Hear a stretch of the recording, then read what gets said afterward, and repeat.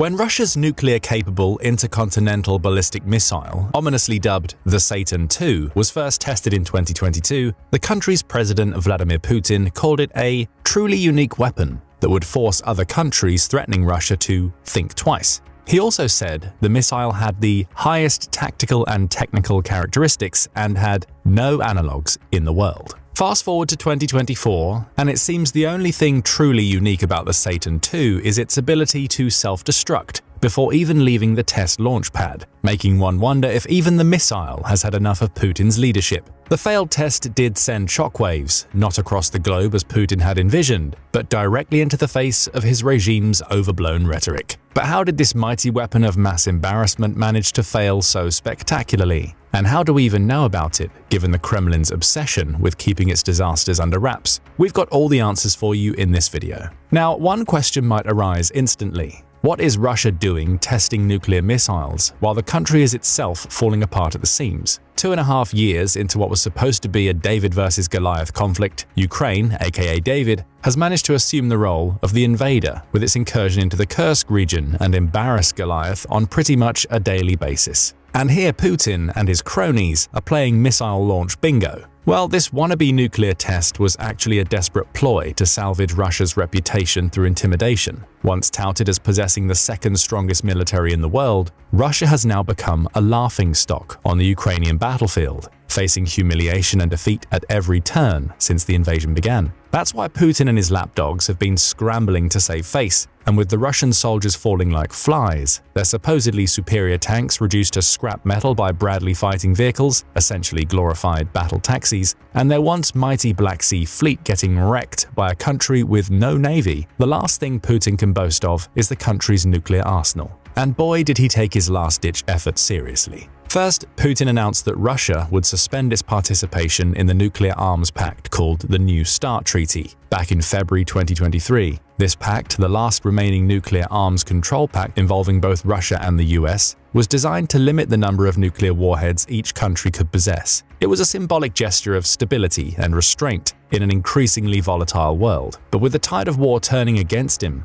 Putin tore up the rulebook on nuclear arms control in an effort to project an image of power and intimidate his enemies. This is also when Putin first announced that Russia would resume nuclear testing, because its number one enemy, the US, was doing so as well. And the US certainly did, conducting a Minuteman III intercontinental ballistic missile (ICBM) test launch in September of 2023. But you see, the difference between this test and the one that would take place in Russia a year later is that the US actually managed to launch its missile. Believe it or not, the ICBM's re-entry vehicle even managed to travel roughly 4,200 miles to the Kwajalein Atoll in the Marshall Islands. Now that's just showing off. Naturally, Russia initially thought it could replicate the US's success and one-up their adversary. So Sergei Karakayev, the commander of the Strategic Missile Forces of the Russian Federation, announced that the country intended to carry out 7 ICBM tests in 2024. The ultimate fate of these tests might be deserving of an entirely separate video, but for this one, here's how Putin and his propaganda posse tried to paint a picture of invincibility behind Russia's nuclear arsenal. Knowing that all this talk ends in an epic embarrassment makes the following attempts at posturing all the more entertaining. Let's start with the Kremlin's spin doctor-in-chief, Putin. In June 2024, Putin held a now rare press conference with senior editors from international media outlets. At the conference, Putin once again threatened to use nuclear weapons and even provided a justification for it. Here's what he said. "We have a nuclear doctrine. Look what it says. If someone's actions threaten our sovereignty and territorial integrity, we consider it possible for us to use all means at our disposal. This should not be taken lightly, superficially." In September 2022, Putin boldly declared that he was not bluffing, so it seems that he has traded his bravado for a more cautious tone. This might be due to the fact that reality has caught up with his bluster, leaving him with a hefty dose of humility, or perhaps it has to do with the fact that it was proven time and time again that he was, in fact, bluffing. The latest red line that caused Putin's threats, Ukraine receiving permission to strike Russian soil with Western-supplied weapons, is probably the 100th red line he's drawn in the sand. Each time he declares it the point of no return, only to watch Ukraine charge forward, rendering his warnings as hollow as his military promises. The next in line to threaten nuclear annihilation and essentially hype up a massive failure is Dmitry Medvedev, the Deputy Secretary of the Russian Security Council and arguably the clown prince of the Kremlin. Russia's former president took to Telegram in September of 2024 to threaten to turn Kyiv into a giant blot of molten grey mess. although Medvedev's erratic telegram ramblings are too good not to be shared in their entirety, we'll give you a synopsis for the sake of brevity and sanity. Medvedev started off his message by describing how the Western world sees the Russian threats of nuclear annihilation. He said that the West believed that the Russians won't cross the line and that they only wanted to scare the West. And anyway, who needs an apocalypse, he added. And that's probably the only sane part of his entire message, together with deeming the nuclear conflict a very bad story with a dire outcome and calling a nuclear response a hugely complex decision with irreversible consequences. Hearing this, you might even think that Medvedev had a moment of clarity, a brief flash of reason amidst the chaos of his usual bombast. But no such luck, for in the very next line he said, "What the pompous Anglo-Saxon dimwits fail to admit, though, is that you can only test someone's patience for so long. It will turn out in the end that certain moderate Western analysts were right when they warned. True, the Russians are not likely to use this response, although it's still a possibility." He then ended his message by saying, "And then it's over. A giant blot of molten grey mess in the place where the mother of Russian cities, the historic name of Kiev, once stood."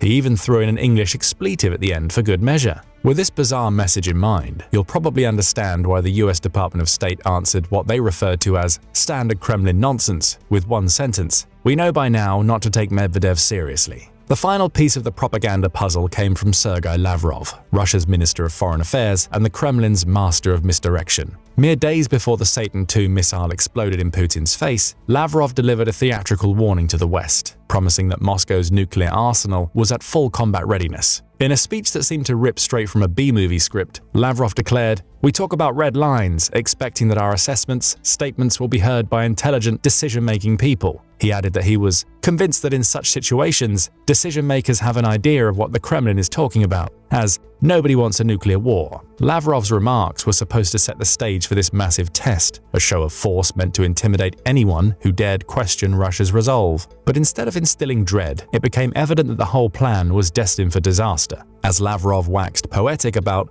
the weapons whose use will involve grave consequences for the masters of the Ukrainian regime. The only thing he truly managed to achieve was to make the failure of the upcoming launch all the more laughable. Speaking of the launch, or of the attempt to launch, rather, let's finally break down what happened on that fateful day in September. According to Pavel Podvig, the analyst running the Russian Nuclear Forces research project, the attempted launch of the Satan II likely took place on September 9, 2024. Podvig made this conclusion based on a Notice to Air Missions, or NOTAM for short, issued to the pilots in the area on September 17th and cancelled 2 days later on September 19th. The NOTAM notification is a crucial safety measure in aviation, informing pilots of any potential hazards in the vicinity. In this case, it appears that the Russian military was attempting to create a no-fly zone for the imminent missile test, likely hoping to ensure that nothing would interfere with their grand display of firepower. The display in question was supposed to occur at the Plesetsk Cosmodrome, a strategic location nestled in the Arkhangelsk region of Russia. Situated approximately 500 miles north of Moscow and about 250 miles east of Finland's border, this spaceport is the northernmost operational orbital launch site in the world. Originally developed as an ICBM site for the Soviet R-7 Semyorka missile developed during the Cold War, Plesetsk has evolved into a hub for various military and satellite launches, making it a critical asset in Russia's defense and space capabilities. With this in mind, it's no wonder this location, surrounded by dense boreal pine forests and flat terrain, was chosen to be the stage for a powerful display of Russian military might. However, the only thing it ended up being was a backdrop for another colossal failure coming from Russia. This time, the failure involved the RS-28 Sarmat super heavy intercontinental ballistic missile that we've been referring to by its colloquial name, Satan II. Let's get to know this infamous missile a little better before it inevitably stumbles its way into the annals of military bloopers. The RS-28 Sarmat is a 3-stage, silo-based, liquid-fueled ICBM designed to replace the Soviet-era R-36M model in Russia's arsenal. As you can probably guess, the R-36M was the original Satan, courtesy of NATO reporting names. With a length of 115.8 feet and a diameter of almost 10 feet, the Satan II boasts a hefty launch weight of around 460,000 pounds. Thanks to a rather impressive operational range of 11,000 miles, the Satan II could target virtually any location in the US and Europe with precision. That is, of course, if it managed to actually launch first. All jokes aside, the RS-28 missile being grounded is the best-case scenario for the rest of the world. Why? Because the missile can carry up to 10 tons of payload. The sheer amount of payload translates to a variety of warhead options, including hypersonic glide vehicles, multiple independently targetable re-entry vehicles, and of course, nuclear warheads. In total, the Sarmat can reportedly carry up to 10 large warheads and 16 smaller ones. This menacing versatility and impressive capacity is what makes the RS-28 a significant component of Russia's strategic deterrent capability. It was one of 6 Russian strategic weapons unveiled by Putin in 2018, with a promise to bolster Russia's military might in an increasingly tense global landscape. So for now, we know that the Satan II was introduced in 2018 and first tested in 2022. This means that we aren't talking about some old Soviet-era weapon that was doomed to fail due to sheer age and questionable engineering. No, this is supposed to be a cutting-edge missile that's fresh off the assembly line. And yet, on September 19th, instead of roaring through the skies, the Satan II dramatically, unequivocally, and embarrassingly stayed put. In other words, the supposed ICBM test failed before it even began. Here are all the details we know. According to Podvig, the Sarmat likely exploded while being defueled, leaving a massive crater in the ground. Reports of the incident first emerged on social media, notably from the open-source analyst active on X, formerly Twitter, under the handle @MENMYRC1. The analyst in question noted that the missile detonated in the silo, essentially obliterating the surrounding launch site. This was later confirmed by multiple major news outlets. Now you might wonder, how can a missile wreak such havoc before even taking off? The answer lies in Sarmat's capabilities, which we've already discussed in this video. For a missile to be able to reach distances of up to 11,000 miles, it has to pack a lot of fuel. Of course, all this fuel creates more than enough explosive potential on board the missile. Simply put, when things went awry, the fuel did what fuel does when ignited. It exploded. Now, this answer might surprise you, as we've been referring to the Satan II as a nuclear missile. However, while this missile is certainly nuclear capable, it's important to note that it wasn't loaded with any nuclear warheads during this catastrophic test. What's more, the mere fact that this was indeed a test tells us that the missile was not carrying any real warheads, just dummy warheads used for data-taking purposes. But how do we know the Sarmats didn't take off and merely exploded close to the ground? There are 2 key reasons. Number 1, the destruction surrounding the missile silo indicates a failure shortly after ignition. According to Timothy Wright from the International Institute for Strategic Studies, this indicates that the first stage of the missile either failed to ignite properly or suffered a catastrophic mechanical failure, causing it to fall back into the silo and explode. Number 2, during typical missile tests, NATO's Cobra Ball reconnaissance aircraft is always deployed to monitor the launch. However, the absence of this aircraft during the final stages of the test suggests that the missile never left the ground. The silence from these keen-eyed watchers speaks volumes. If they're not up in the air, you can bet there's nothing worth watching. It seems that much like its Supreme Commander Putin, the Satan II is all talk and no action. But wait a second, how do we even know about this failure in the first place? It's not like Russia would eagerly broadcast such a colossal blunder. That's where open-source intelligence saves the day. Thanks to satellite imagery analyzed by experts, we've got a front-row seat to the carnage. The analyst we mentioned just now, at MENMYRC1, first shared satellite imagery provided by Planet Labs, a US-based Earth imaging company. The image in question, captured on September 21, 2024 at 6:50 a.m. Coordinated Universal Time, offers an undeniable glimpse of the destruction. When compared to earlier satellite images from July 10th of the same location, it's abundantly clear that something went disastrously wrong.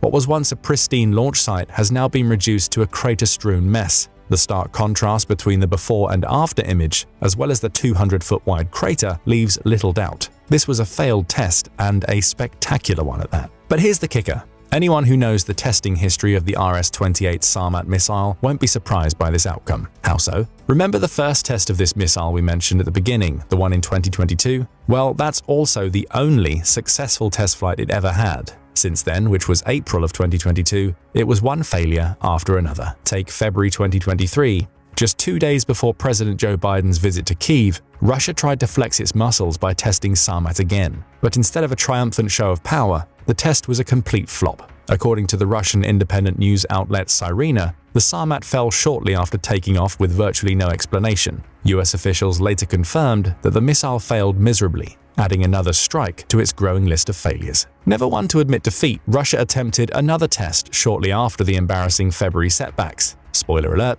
it also failed. In fact, the entire launch was cancelled due to a failure in the missile's centralized control system. Fast forward to October 2023 and we have yet another failure, but this time the telemetry system failed. According to Sirena, this failure was explained by a human error. In November 2023, the Sarmat fell 77 seconds into the flight, landing some 186 miles from the launch site. Just as with the test in February, there was no explanation of what went wrong. And then came September 2024, when things really hit rock bottom, quite literally. So what we're left with is a so-called cutting-edge weapon that spent more time digging craters than flying through the air. Now you might think that this outright humiliating track record would be enough to dissuade Russia from parading Satan II as their crown jewel of military innovation. But surprise, this missile officially entered operational service in September 2023, becoming the world's longest range and most powerful extant ICBM system. On paper, of course. Even after the explosion we've discussed in this video and the subsequent destruction of its launch site, Nikolai Sokov, a former Russian and Soviet arms control official, said that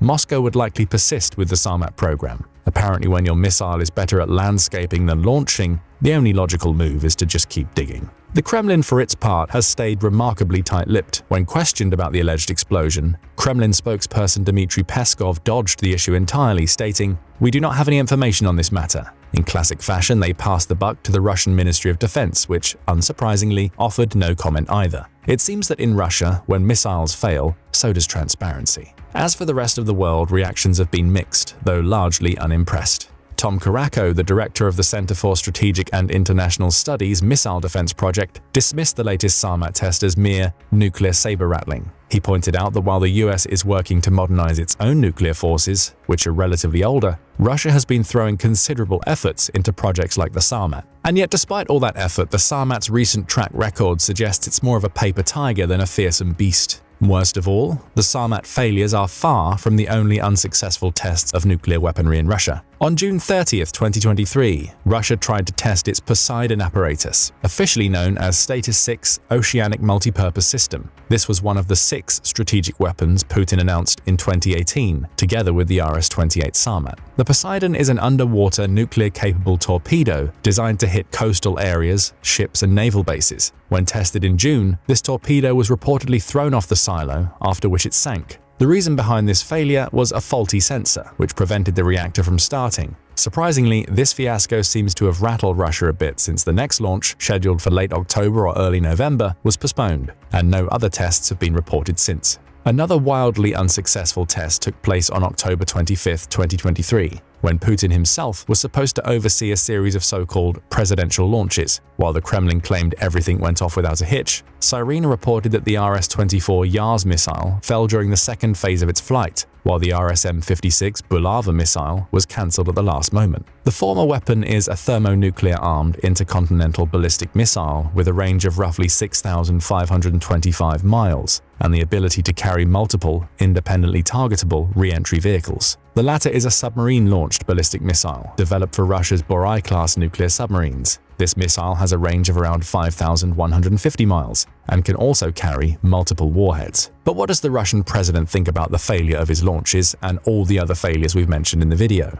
Well, for Putin, it's business as usual: threats, propaganda, and some well-crafted deflection. At the moment, he's laser-focused on preventing the United Kingdom from allowing Ukraine to use British-made Storm Shadow long-range missiles against Russian targets. He previously failed to do the same with the US, which supplied Ukraine with longer-range ATACMS, Army Tactical Missile System, missiles, and allowed its armed forces to use these missiles to strike Russian soil. On September 25th, mere days after the catastrophic nuclear missile explosion on the same soil, Putin issued yet another warning to the West. During a meeting of Russia's Security Council, Putin revealed that the Kremlin was updating its nuclear doctrine in response to what he described as a rapidly changing global landscape filled with new threats and risks. A significant aspect of this updated doctrine is the stipulation that any aggression against Russia by a non-nuclear state, particularly if supported by a nuclear power, would be viewed as a joint attack on Russia. This broadens the scope of perceived threats and escalates the potential for nuclear engagement.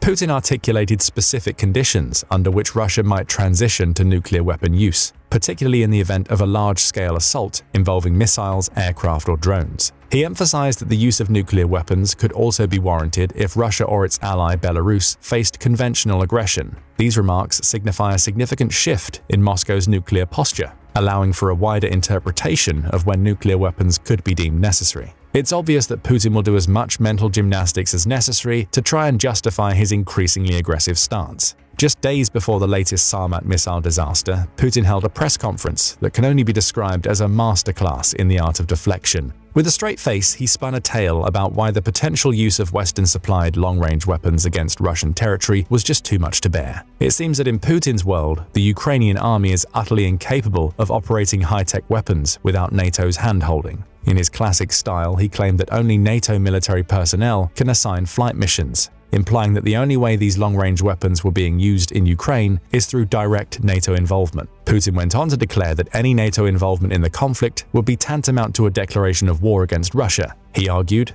if this decision, to use long-range weapons, is made, it will mean nothing short of direct involvement. And NATO's direct involvement in Ukraine is an act of war, according to Putin. His exact words were, "This will mean that NATO countries, the United States and European countries, are at war with Russia. And if this is the case, then, bearing in mind the change in the essence of the conflict, we will make appropriate decisions in response to the threats that will be posed to us." But let's be honest here. This whole speech is just a thinly veiled attempt to shield himself from the mounting pressure of military failures on the ground. After all, if his missiles are blowing up in his own backyard, the last thing he wants is for anyone to think he can't handle a little Western assistance. But what do you think about Putin's claims regarding Ukraine's ability to use Western weapons without direct NATO assistance? Is he justified in his concerns in any way? And to bring you back to the topic of the video, what do you think the recent Sarmat missile failure reveals about Russia's military capabilities and how it will affect Russia's nuclear strategy going forward? And lastly, and maybe most importantly, how much humiliation can one president take before he considers a new career path? Once a force to be reckoned with in the global arms trade, Russian weaponry has seen a significant shift. What's behind the decline in Russian arms exports, and who has risen to become the world's second largest arms dealer? And can you guess who's still holding the top position? At the height of the Cold War, one of the major indices of Soviet power was the quantity of arms it exported to the rest of the world. Whether propping up an associate in one of many ongoing proxy wars, bolstering the strength of a member of the Warsaw Pact, or reinforcing the rise of Third World tyrants-to-be, there always seemed to be a willing market for the stockpiles of unused Kalashnikovs, MiGs, and T-62s, crowding the Soviet Union's many surplus depots. When the USSR collapsed in the early 90s, however, Russian arms exports went into sharp decline. Under the leadership of Russian President Vladimir Putin, the country experienced a temporary resurgence in arms sales throughout the 2000s and 2010s. This upward trend coincided with more frequent military interventions outside Russia's borders, especially in places like Georgia in 2008 and Syria in 2015. Smack dab in between these two conflicts, Russian arms exports peaked in 2011, when the country virtually matched American arms exports, rifle for rifle, shell for shell, and tank for tank. It did $8 billion worth of deliveries to 35 different countries in that 1 year alone. For a moment, it looked like Putin really was recapturing the type of geopolitical influence enjoyed by his Soviet forebears. Then in 2014, Putin invaded Ukraine and, well, things started to fall apart. Over the past decade, Russia has witnessed a precipitous decline in arms exports, which by some estimates has contracted as much as 70%. Some analysts call the waning profits and the subsequent loss of prestige one of the many casualties of Russia's war in Ukraine. If the war in Ukraine is partially to blame, it doesn't look like things are going to change anytime soon. Russia can ill afford to export arms to eager buyers around the world if it can barely keep up its own staggering vehicle and equipment losses in Ukraine. The longer the war stagnates, the more equipment Russia will be forced to throw into the meat grinder. The more equipment it consumes, the less there is on the table for Russia to export. It might be simple maths, but it's also a damning equation for the Russian arms industry. Naturally, one man's problem is another man's opportunity. Since the end of the Second World War, there has been an almost immutable balance in global arms exports between the United States, the biggest seller of global arms worldwide, and the Soviet Union, whose mix of high-end aircraft, air defense, and battle tanks, as well as reliable, durable, and cheap small arms weapons, found ready buyers the world over. Now that Russia's declining arms exports have left a vacuum in the marketplace, other arms sellers are eager to fill the void. In fact, in 2021 and 22, Russia was finally surpassed by another nation as the second largest arms dealer on planet Earth. Just who that is might surprise you. Today, let's explore what effect the collapse of the Russian arms industry might have on its near and long-term geopolitical and economic prospects, and what Russia's performance in Ukraine might mean for prospective buyers around the globe. It's a demonstrable and somewhat jarring fact that today, the once vaunted Russian military, with its endless reserves of military materiel, is now more dependent on arms sales to China and India than any time since 2003, but at much smaller export volumes, and with both India and China continuing to develop their own import-competing arms industries. After the collapse of the Soviet Union, the economic outlook in Russia looked pretty bleak. Russia had one ace up its sleeve, however. China was experiencing stupendous growth, and as it had during the Cold War, relied heavily on Russian arms sales to sharpen the sword of its growing military, until its own GDP, industry, and global industry had reached rough parity with the United States. Between 1990 and 1999, Russia reinvigorated its status itself as a major arms seller on the global stage, with a torrent of cheap equipment sales to China and its rapidly growing neighbor India. Military experts have argued that while Russia's arms deals never amounted to more than a small portion of Russia's annual trade exports, between 2 to 5% overall, it has relied on weapon sales as a metric of soft power, a way to build patronage networks and advance its economic and strategic objectives around the globe. This worked with former Soviet states and power-hungry dictators and revisionist rogue leaders like Syria's Bashar al-Assad and Venezuela's Hugo Chavez, but it also worked especially well with Chinese and Indian leaders who could afford to infuse their military power with the more expensive systems Russia had on offer. There's a reason why the strength of Russia's arms exports have almost become synonymous with the strength of its global military partnerships and alliances. Once you buy a high-tech weapon system from another nation, you essentially lock yourself into a dependability cycle for the long haul. Former US Assistant Secretary of State Andrew Shapiro likened this binding process to the act of buying a modern smartphone. When someone buys a smartphone, they're not simply buying a piece of hardware. They are buying a system that includes the operating system, the system's software for email, photos, and music, as well as access to many other available applications. Therefore, an individual is in fact entering into a relationship with a particular smartphone company over the life of that phone. Similarly, when a country buys a fighter jet or other advanced defense systems from a foreign company, they are not just getting the hardware. They are buying a larger system, one that will need to be updated and repaired throughout its lifespan, which in the case of a fighter jet can be as long as 40 years. This means that in purchasing the hardware, the buyer is actually committing to a broader, long-term relationship with the United States. This helps explain why it's been so hard for certain countries to denounce Russia over the past 2 years, despite the illegality of its invasion of Ukraine. Just look at India, whose military stocks are 70 to 80% composed of Russian-made equipment. When a nation becomes majorly dependent on foreign arms exports, it becomes exponentially harder to alter the course without severely impairing one's own defense capabilities in the short term. It costs a lot of money too. Historically at least, inasmuch as Russia's military could demonstrate its effectiveness on the global stage, it could convince buyers and buyers-to-be that their equipment was worth purchasing. Since its botched invasion of Afghanistan, a spate of successful, smaller-scale interventions effectively filled this role, building global confidence in the reliability and utility of Russian weapons systems. Then in 2014, things started to change. Russia informally invaded Ukraine after the Maidan protests, inviting economic sanctions from the West as well as geopolitical pressure on Third World countries to no longer purchase Russian arms. Between 2013 and 2017, Russia enjoyed a share of between 1/4 and 1/5 of global arms exports and more than 35 customers worldwide. Between 2018 and 2022, that number contracted by 1/3, leaving Russia with just 16% of global arms exports and a mere 12 customers. Fast forward to Putin's special military operation, and Russian arms sales reached their nadir. He simply could not afford to sell the systems he soon realized he would need to maintain Russia's stranglehold on what it conquered after February 2022. That year, Russia managed $2.82 billion in arms sales, a paltry sum compared to the nearly $8 billion it was selling a decade prior. Today, France, of all countries, has stepped into the void and has surpassed Russia as the world's second-largest arms exporter, with China taking the bronze in third place. The invasion of Ukraine has cruelly exposed the quality of high-grade and cheap Russian weapon systems alike, like a store's customers passing on discounted bargain bin goods because they can clearly see the product's defects.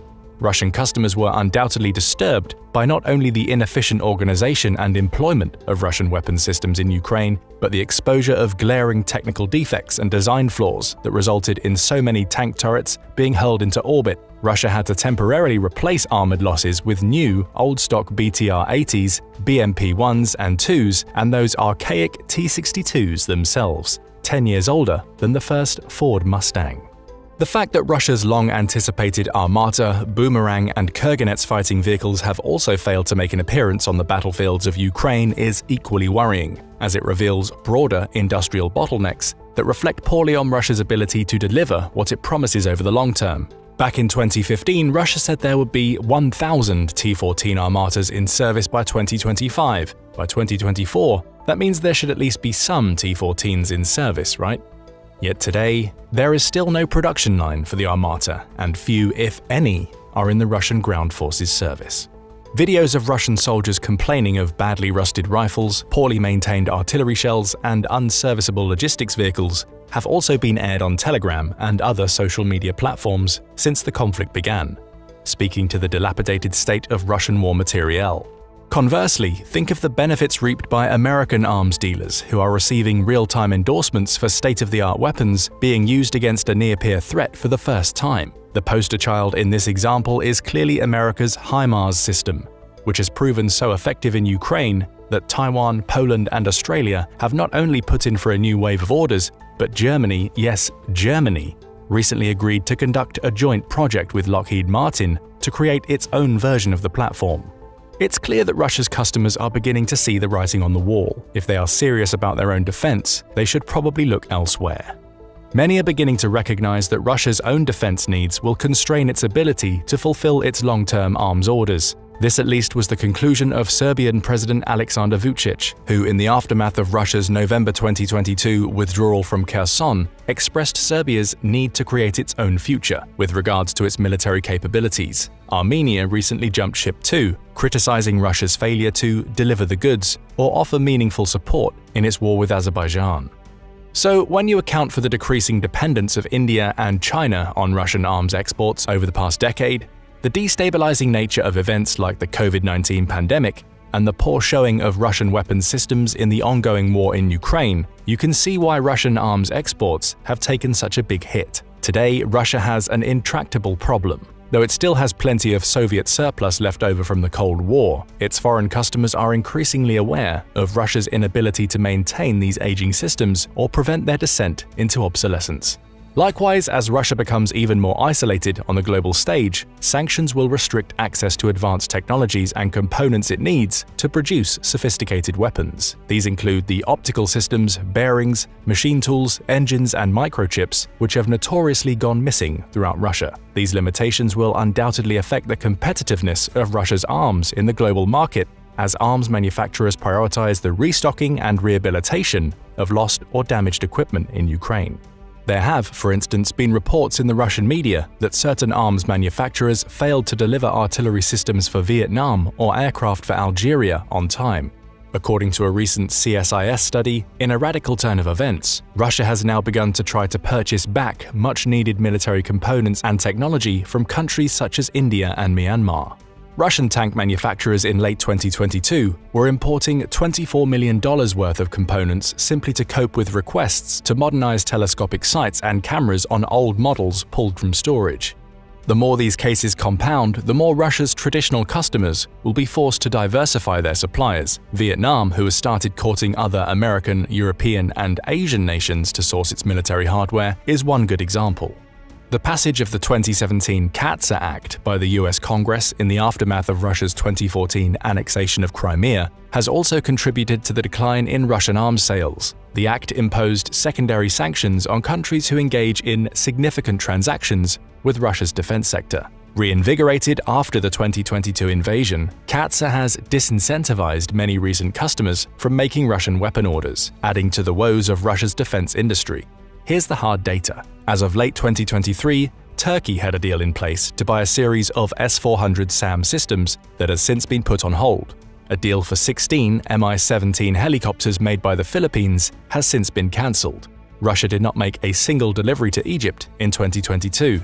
Between 2018 and 2022, combat aircraft and helicopters accounted for roughly 40% of Russian arms sales. By the end of 2022, it had contracted out only 84 compared to 1,371 aircraft and helicopters ordered for the United States and 210 for France. There were only 13 pending deliveries for SAMs by late 2023. There were only 444 pending deliveries for tanks. Serbia cancelled its order of 2 Ka-32 helicopters owing to Western sanctions and war-related shortages. In 2022, Russia lost the markets of Greece, Cyprus, Finland, and a series of countries in Central and Eastern Europe, despite their historical reliance on Soviet and Russian-style systems and repair services.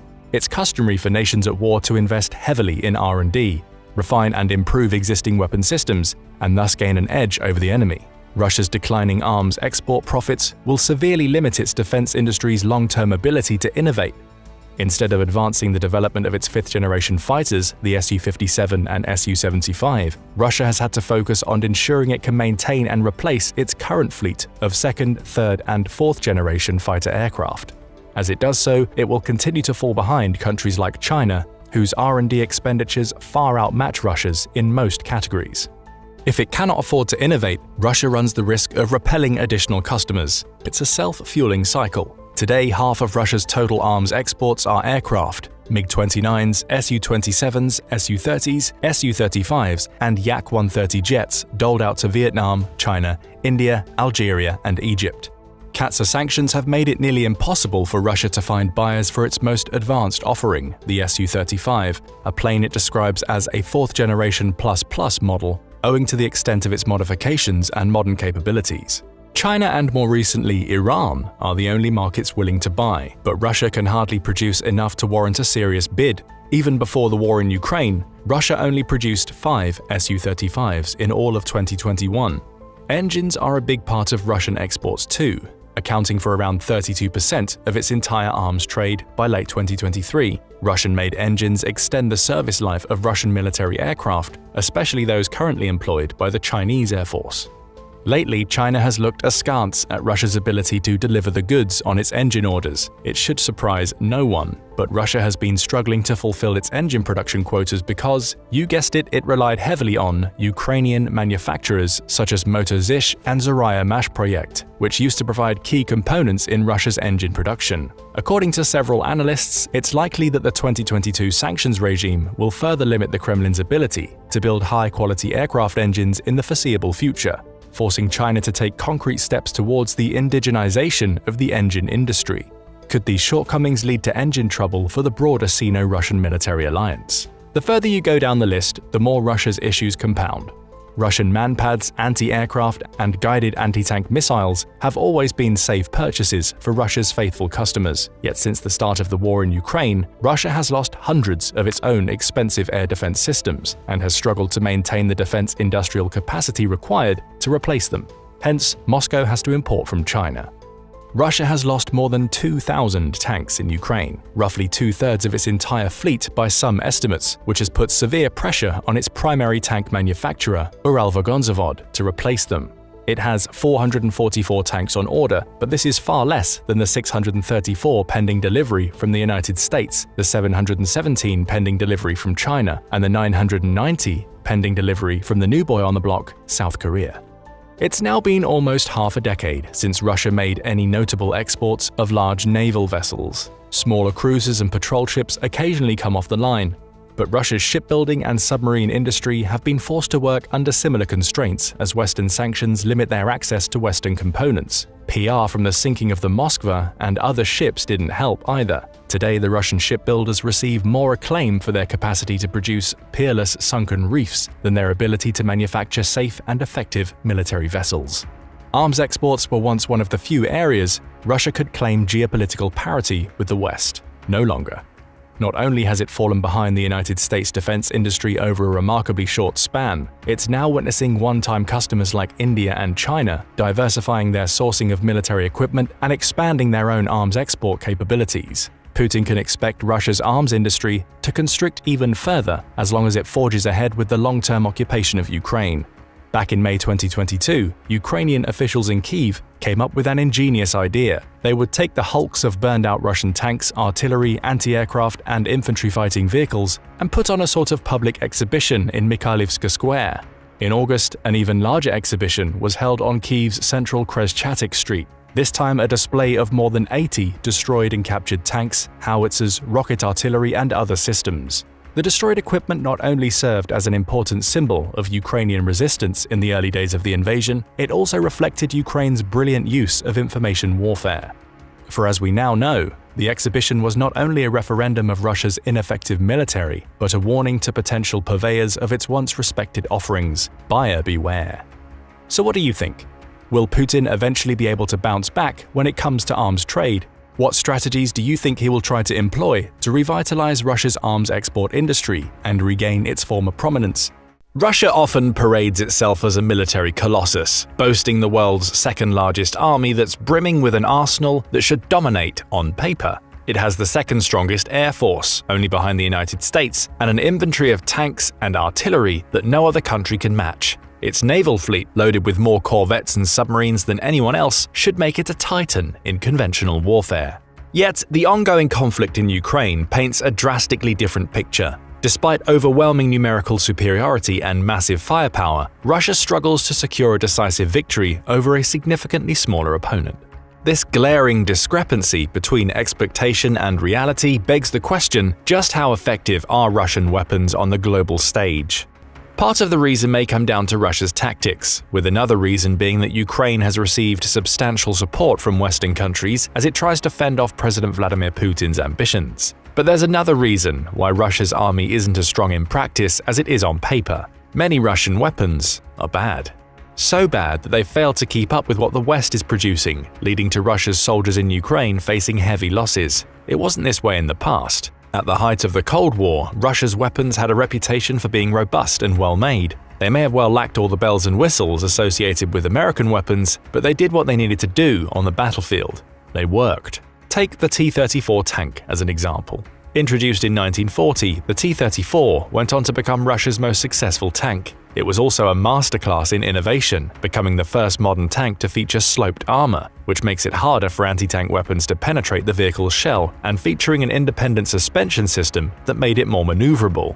That innovation in design, coupled with a focus on functionality, would be a hallmark of Russian weaponry for years to come. The country built nuclear submarines, fighter jets, and could compete with the best the United States had to offer, and perhaps most famously, the AK-47 Kalashnikov. Often considered one of the world's most reliable rifles, the AK-47 and its variants have sold 100 million units, and according to military.com, is still the standard infantry weapon for 106 countries. Those kinds of sales don't happen for a poor weapon. They're also indicative of Russian military exports in the past. Through the 1980s, Russia was one of the world's leading weapons exporters, only trailing the United States in terms of pure volume sold. Visual Capitalist provides interesting data here, demonstrating that Russia's weapons exports hovered around the $40 billion per year mark throughout much of the 1980s, before falling to the $30 billion point in 1990 and never recovering.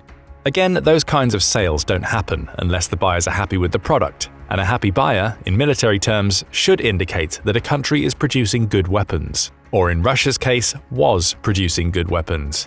The fact is that Russian weapon sales have been declining steadily for years. We saw a hint of this in the 2010s, with Visual Capitalist showing that Russia's exports dropped below the $20 billion mark between 2000 and 2004, less than half of the sales being achieved during the 1980s. A recovery in the years that followed pushed Russia's exports back up to the $30 billion mark. But in more recent years, Russia's weapon exports have declined dramatically. Of course, some could argue that this is only logical. Russia is engaged in a long conflict with Ukraine, so it's only natural that the country will be stockpiling weapons to send to its troops rather than selling them to other countries. And that would make sense were it not for the fact that the decline began long before Putin invaded Ukraine. According to GIS, a geopolitical analysis and forecasting company, Russia's share of the global arms market dropped from 22% between 2013 and 17 down to 16% between 2018 and 22. You'll note these are the 4 years leading up to the Ukraine war, showing that the world's opinions on Russian weapons were declining well before the conflict began. The loss of so many sales to India has been the lowlight of this period of decline for Russia's arms industry. Between 2018 and 22, sales to India dropped by 37%. This mirrors the level of sales to 7 more of Russia's 10 largest customers, which collectively dropped by an average of 59%. Only China and Egypt were buying more weapons from Russia between 2018 and 22 than they were between 2013 and 17. This leads us to an obvious question: why the decline? An April 2024 article in Politico theorizes that the Ukraine war has exposed Russia's weapons for what they really are, revealing its military and weapons-making competence to be a myth. Simply put, those weapons don't live up to the reputation they had during the Soviet era. It also points to India as its main example of the global attitude toward modern Russian weaponry. The country spent $60 billion on Russian weapons over the last 20 years, but the figure is declining dramatically. Between 2009 and 13, Russia accounted for 76% of India's weapon imports. Between 2018 and 23, that figure was halved. Russia only accounted for 36% of the weapons India bought. The reason? Russia's weapons are old and failing. That's according to a dossier compiled by Ukraine's Ministry of Defense, which examined Russian weapons recovered from the battlefield to reveal that most are unreliable at best and utterly fail to meet modern standards at worst. The dossier claims that Russia's helicopters and armored vehicles are so weak that many are unable to withstand small arms fire. Plus, its missiles are inaccurate. Ukraine claims they only have a 33% chance of hitting their targets. In an August 2022 statement, a global affairs analyst named Emisakaru Donatus honed in on the Ka-52 Alligator attack helicopter as an example. Often lauded as Russia's most modern helicopter, the Ka-52 is supposed to be equivalent to a flying tank that has a cabin capable of shrugging off direct hits from 12.7mm caliber bullets with no problems. The reality is much different, as Donatus explains. However, as it turns out in practice, the Ka-52 can be disabled with a 7.62mm machine gun. That's a far cry from a flying tank, showing that Russia's weapons often don't live up to the claims the country makes about them. Perhaps that's why so many countries are looking elsewhere to source their weapons. They can see through Russia's smokescreen, especially once they have these failing weapons in their hands. The Ka-52 is just one example. Let's move on to a more in-depth examination of some of Russia's weapons, starting with a piece of equipment that's meant to be a jewel in the country's crown: the T-90 tank. Created during the late Soviet era, the T-90 was a massive upgrade over the older T-72 and T-80 tanks in Russia's arsenal, and for the time at least, it was among the best tanks in the world. Featuring reactive and advanced composite armor, along with a 125mm gun and a fire control system that was as modern as they came, it looked every inch the modern tank on paper. But long before the Ukraine war, it was already starting to be exposed. Russia's conflicts in Chechnya and Syria revealed that the T-90 was susceptible to most modern anti-tank systems. Once drones became more prominent on the battlefield, it was proven to be even more vulnerable. According to the National Interest, the Chechen and Syrian fighters who came up against it say that you don't even necessarily need a modern form of attack to take out a T-90. A standard rocket-propelled grenade, or RPG, will do the job more often than not. The Ukraine war has exposed the T-90 even further. Not only does it have to face the RPG fire that the Chechens and the Syrians used to destroy several of the tanks, but it also has to contend with modern anti-tank systems like the Javelin. Striking from above, the Javelin is capable of easily penetrating a T-90's armor, leaving it a destroyed shell. Ukraine had received 7,000 Javelins from the United States by April 2022, and it's used them to wreak havoc on Russia's tanks ever since. Russia hasn't been able to respond effectively to this type of anti-tank weaponry. In October 2023, Forbes reported that Russia had lost over 2,100 tanks in Ukraine up to that point, with the T-90 accounting for about 60 of those losses. That in itself is revealing. If the T-90 is supposed to be Russia's best tank, why has it sent so few into Ukraine compared to its other, much older tanks? The situation has gotten so bad, according to Forbes, that Russia has been forced to reactivate T-72s, T-62s, and even T-54s and T-55s. Some of those tanks are around 70 years old. And it gets worse. So desperate is Russia to defend its tanks against modern anti-tank weapons that it started relying on what the media mockingly calls cope cages. Vice reports that these cages, which appear to be hastily built using everyday materials before being haphazardly placed over the tank's turret, were first seen in November 2021, when Russian tanks started rolling into Crimea. Lacking any uniformity in their design, the cages appeared to be a desperate attempt to defend against weapons like the Javelin. The concept is simple enough. A javelin that would otherwise hit a tank hits the cage, with the explosion that follows failing to penetrate the tank. the cope cages haven't worked. If they did, Russia wouldn't have lost well over 2,000 tanks in Ukraine. The entire situation points to Russia having failed to update its tanks so they're capable of dealing with modern anti-tank weapons. In the case of the T-90, it's not necessarily a bad tank. Certainly not in the context of the Ukraine war, as Ukraine has been forced to rely on T-62 and T-72 models. According to a Ukrainian lieutenant named Oleksandr Romanchuk, it takes 2 or 3 of those older tanks to stand a chance against the T-90. Rather, it seems like the T-90 is a relic of a form of war that's increasingly not being fought anymore. It may still come out on top when stacked against many other tanks, especially those designed before it, but it's a crowning jewel from the Soviet era that's being repeatedly shattered by anti-tank weapons against which it was never designed to have a proper defense. Let's switch focus to Russia's missiles. Earlier you heard Emissakarou Donatis's claims that Russia's missiles aren't particularly accurate. He dug deeper into this claim back in 2022, claiming that expert evaluations of Russian missiles in Ukrainian territory found that the 3M-14 caliber cruise missile, which was launched from the sea, had just a 33% chance of hitting its target. Worse yet, around 30% of these missiles hit civilian targets, rather than the military targets at which they're aimed. A March 2022 report published in Reuters seems to back those claims up. It quoted 2 US officials who spoke on condition of anonymity, and their claims that Russia's missiles were suffering failure rates of up to 60% during the first 2 months of the war. Reuters speculated that these failure rates could be why Russia failed to establish early aerial control, despite having a much larger military. Furthermore, it's why Russia struggled to capture targets quickly in the days before Ukraine was receiving regular support from the West. For context, the US estimated that Russia fired 1,100 missiles into Ukraine up to March 25, 2022. If the 60% failure rate is accurate, that means 660 of those missiles either failed to hit their targets or didn't detonate when they did. According to the military experts Reuters spoke to, a failure rate of 20% would be considered high. A rate of 60% is catastrophic. Defense News speculates that, much as we've seen with Russian tanks, the country's missiles have failed to keep pace with modern developments.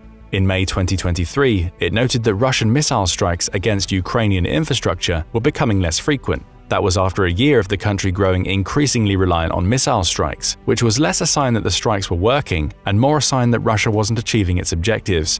The outlet claims that a typical missile-heavy strategy would see an early bombardment, as we saw during the first months of the war, that would slow down once the missiles had done their job of destroying vital infrastructure and military locations. That's not what happened. A combination of poor Russian intelligence and a lack of modern targeting capabilities, Defense News says, is responsible for this. Simply put, Russian missiles are too easy for Ukraine to shoot down, assuming they even reach their targets in the first place. Perhaps that's why Russia is increasingly relying on older weapons such as its glide bombs to wreak havoc on Ukraine. The country has been taken to converting old 1.5-ton Fab 1500 and 3.4-ton Fab 3000 bombs by attaching wings to them. The bombs are launched from behind the front lines, with the wings allowing them to glide somewhere close to their targets. They're not particularly accurate, at least compared to the modern accuracy such a modern missile should have. But even if they don't hit their target exactly, they produce such a large explosion that they still cause massive damage. While you could say the use of these old bombs represents a stroke of ingenuity by the Russians, it's also an unintentional confession. Our missiles aren't doing the job, so we've had to come up with other ways to attack Ukraine. So Russia's tanks and missiles are clearly showing their age and are failing at rates nobody expected before the war in Ukraine began. But it gets worse for Russia. Its air force is struggling just as much as its ground troops.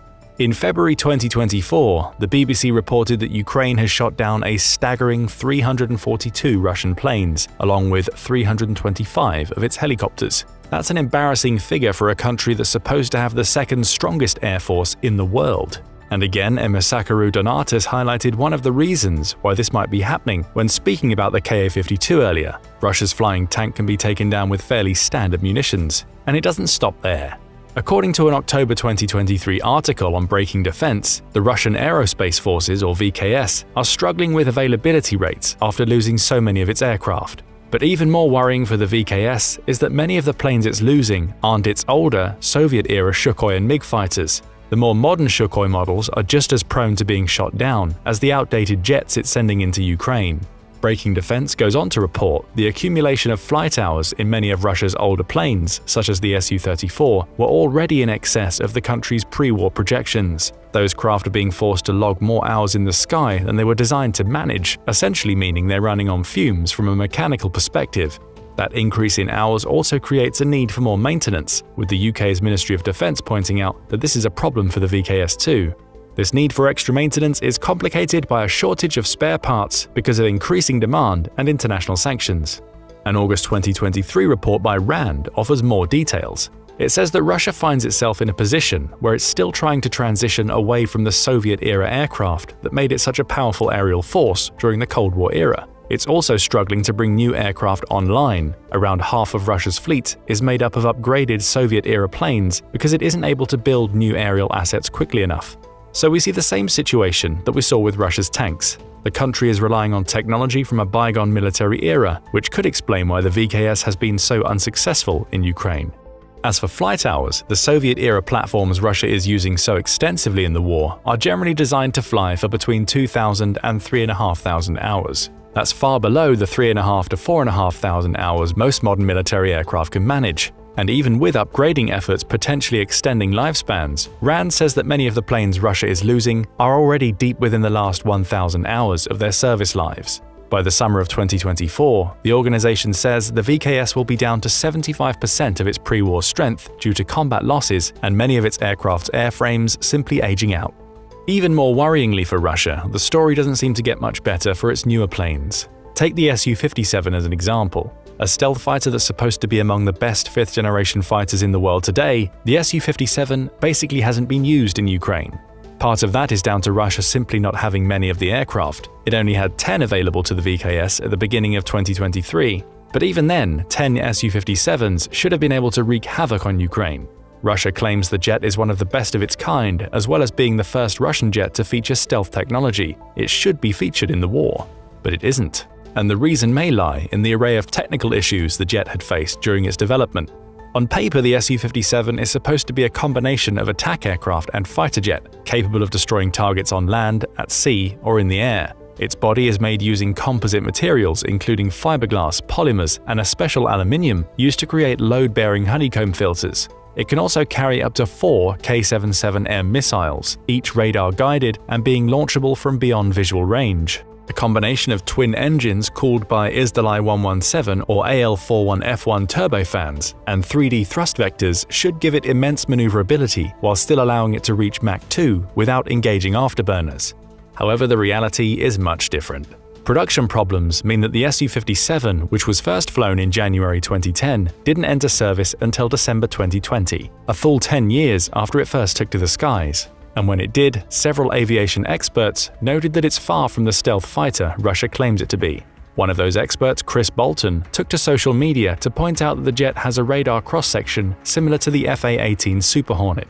That's notable because the Super Hornet isn't a stealth fighter. The F-35 is, and the Su-57 has a radar cross-section 1,000 times bigger than America's main stealth fighter. That poor cross-section is a major problem. After all, a stealth fighter that shows up so prominently on radar isn't a stealth fighter at all. Perhaps that's why the Kremlin hasn't deployed it over the skies of Ukraine. It knows that there's a good chance that one of its 10 Su-57s will get shot down, leaving it with egg on its face, as it tries to explain why a stealth fighter it claims is veering into the 6th generation of jets was so easily taken down by a country that shouldn't be prepared for it. So we see the problem of Russia relying on old Soviet-era tech again in the war against Ukraine. Only the Su-57 adds another issue. Even Russia's newest technology appears to be incapable of operating at the expected capacity. Hence, Russia doesn't dominate the skies over Ukraine. But what about the seas? In pure numbers, Russia has the world's largest navy, with nearly 750 assets. It should have been able to bring that navy to bear against Ukraine via the Black Sea, with its dreaded Black Sea Fleet, anticipated to help Russia claim the only waters that lead into Ukraine. But again, that didn't happen. Instead, Ukraine's navy, which is around a seventh of Russia's size, has somehow managed to decimate the Black Sea Fleet. According to The Guardian, it had destroyed a third of the fleet by March 2024, with one of its latest strikes taking out the Konstantin Olshansky, an amphibious landing ship that was stationed in Russian-controlled Sevastopol. In fact, all Russia's navy has managed was an amphibious incursion into Odessa during the early weeks of the war. Since then, Ukraine has managed to defend against the Black Sea Fleet by using coastal attacks to pepper Putin's surface ships with missiles and munitions. Warrior Maven points out that a problem that has already been highlighted in other Russian weapons affects its navy, an over-reliance on old Soviet technology. For instance, the Admiral Nakhimov, a Russian battlecruiser, is still armed with firepower developed during the 1980s. It has no hypersonic missiles, and despite being almost as large as an Iowa-class battlecruiser, it packs far less firepower than comparable ships. The US Naval Institute, or USNI, digs deeper.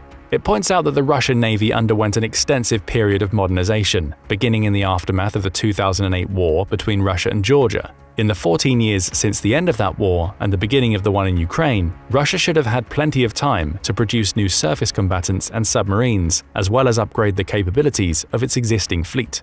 The investment was provided, yet the Russian Navy, though growing in size, is still far behind where any would anticipate it to be. Part of the reason, according to the USNI, lies in Russia's approach to its navy. Historically, the country has always focused its ships on continental security concerns, perhaps leaving them ill-equipped to deal with something like a waterborne invasion of Ukraine. But more worrying for Russia are the periods of neglect that the Navy has been through. For instance, the collapse of the Soviet Union saw Russia reduce its navy by 75%, placing it in a position where it needed to catch up once Russia reached a point where it needed ships again. We see that in the aftermath of the war with Georgia. Russia had to invest heavily to bring its navy anywhere near being close to par. Even then, the USNI points out that Russia's modernized navy isn't much different from its Soviet-era navy. Strategy still revolves around land-based active defense, resulting in the construction of ships that are perhaps less capable of attacking positions on land. Again, the Ukraine war provides an example of this, with the USNI saying that Russia is seemingly incapable of providing direct naval support to its army's flank from the water. That's surprising, given how well Russia used that very tactic throughout World War II. It all adds up to a navy that, though impressive on paper, is far less capable than it appears. Still, where you could be justified in thinking that Russia's naval failings are as much due to strategy as weaponry, even if it's still relying on Soviet ships and tech, there's no excuse for the body armor issues the country experiences. Those issues were evident from the beginning of the war. In May 2022, Newsweek reported on a call intercepted by the security service of Ukraine that supposedly saw a Russian soldier speaking to his mother on the phone about the state of his body armor. The mother asks the soldier what he needs. The soldier's reply, "Body armor. It's just what we have now is terrible." But that's nothing compared to an October 2022 report published in Forbes. It points out that 2017 saw Russia announce that it was to receive 200,000 sets of its advanced Ratnik II body armor suits, with deliveries up to 2020 leaving it with 300,000 sets. Similar to Western body armor, the Ratnik II features aramid soft armor, which is supposed to protect against shrapnel and low-velocity bullets, as well as ceramic plate inserts to guard against rifle rounds. That armor hadn't found its way onto the Ukrainian battlefield by October 2022. Instead, Forbes claims, Russian troops were being issued body armor that was either inadequate or in some cases fake. There are reports of a replica of Russia's standard body armor designed for airsoft and paintball purposes being delivered to soldiers. That armor wasn't armor at all. It had no bullet resistance. In this case, it's possible that corruption lies at the heart of Russia's failings rather than inadequacy. For instance, 2021 saw a Russian captain get convicted for stealing and selling 56 body armor sets on Avito, Russia's equivalent to eBay, which raises the question of how many other sets have simply gone missing. Forbes also suggests that some new Russian recruits are being forced to buy their own body armor rather than it being supplied as standard. So Russia appears to have a twofold problem in this area. Not only is it issuing fake body armor to its soldiers, it appears to be running so low in its supply of real body armor that it's forcing conscripts to buy what they need. Still, if all else fails, at least Russia has its nuclear weapons, right? Putin has claimed several times since the beginning of the Ukraine war that he's considering using tactical nukes in the fight. Plus, he's made several threats to NATO and its members about the possibility of nuclear war if they get directly involved. But even Russia's nuclear threat may not be as strong as it's perceived. As Wired points out, nobody really knows if the decades-old nukes that make up much of Russia's arsenal still work anymore. After all, nuclear weapons require maintenance. The components inside them have expiration dates. They're subject to oxidation, decay, and metal fatigue. There's also the tritium problem. This essential isotope is used in hydrogen bombs and has a half-life of 12.3 years. Even if Russia has stockpiles of this isotope, which sells for $34,000 per gram, those stockpiles are subject to that same level of decay. Given what we've seen already, with Russia falling back onto so much of its old Soviet tech to make up for its modern weapons either performing poorly or not at all in Ukraine, can anybody guarantee that it's been maintaining its nuclear weapons? Or is it sitting on a decaying stockpile of nukes, many of which would deliver little more than a fizzle if they were launched? But we can only speculate. What is clear is that corruption, a focus on developing prestige weapons such as the Su-57 that don't appear to work, and a reliance on old technology are the main reasons why Russia's weapons are so bad. The Ukraine war has simply exposed how bad, and perhaps serves as a practical demonstration of why so many countries that used to buy billions in Russian weapons exports are now looking elsewhere. But what do you think? Are Russia's weapons really as bad as they appear, or is the country's struggle to take Ukraine down to tactical factors? Will Russia still win the war, even if it's relying on outdated weapons? Imagine a high-stakes showdown, where the underdog takes on a giant. That's the scene as the Ukraine conflict unfolds, a real-world test of Russia's newest and supposedly most formidable weapons. Experts once feared these advanced armaments would be Ukraine's undoing, expecting them to easily overpower the lesser-equipped Ukrainian forces. But here's where the plot twists. Ukraine isn't the same player it was back in 2014 and 15. It's leveled up thanks to Western weapons and military training, shaking off its old Soviet-era playbook. Meanwhile, Russia's showcase of high-tech weaponry turns out it's even more smoke and mirrors than fire and fury, with many of these new tools either underperforming or not showing up at all. This begs the question, were the skeptics right all along about Russia's overhyped military machine? And when it comes down to it, how does Russia's best gear measure up against the powerhouse arsenal of the United States? Get ready as our military experts dive into the heart of this modern David versus Goliath story. The Russian military has suffered many embarrassments in Ukraine, but the biggest humiliation is the decimation of its tank force. As of the end of February 2024, Russia has lost a visually confirmed 2,758 tanks. Curiously, or not so curiously, the T-14 Armata is not one of them. No T-14 has ever been sent to Ukraine. In contrast, Ukraine has now begun to field the 31 M1A1 Abrams tanks the United States has given it. Although the possibility of the Armata and the Abrams encountering each other on the Ukrainian battlefield seems low, the presence of the American tank raises an interesting question about what would happen if the two tanks did collide. The M1 Abrams has been in service since 1980. The most modern version, the M1A2, has a top speed of 42 miles per hour and a range of 256 miles. Its main weapon is a 120mm XM256 smoothbore gun.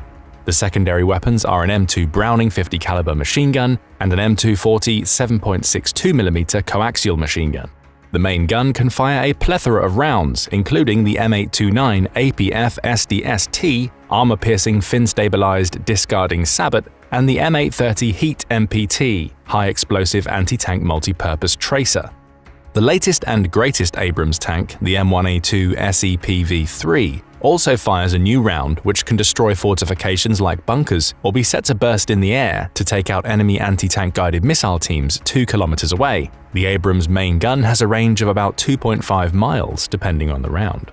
The Abrams tank has some of the best armor in the world. It's protected with explosive reactive armor that's designed to counteract shaped charges on anti-tank missiles, as well as a layer of depleted uranium.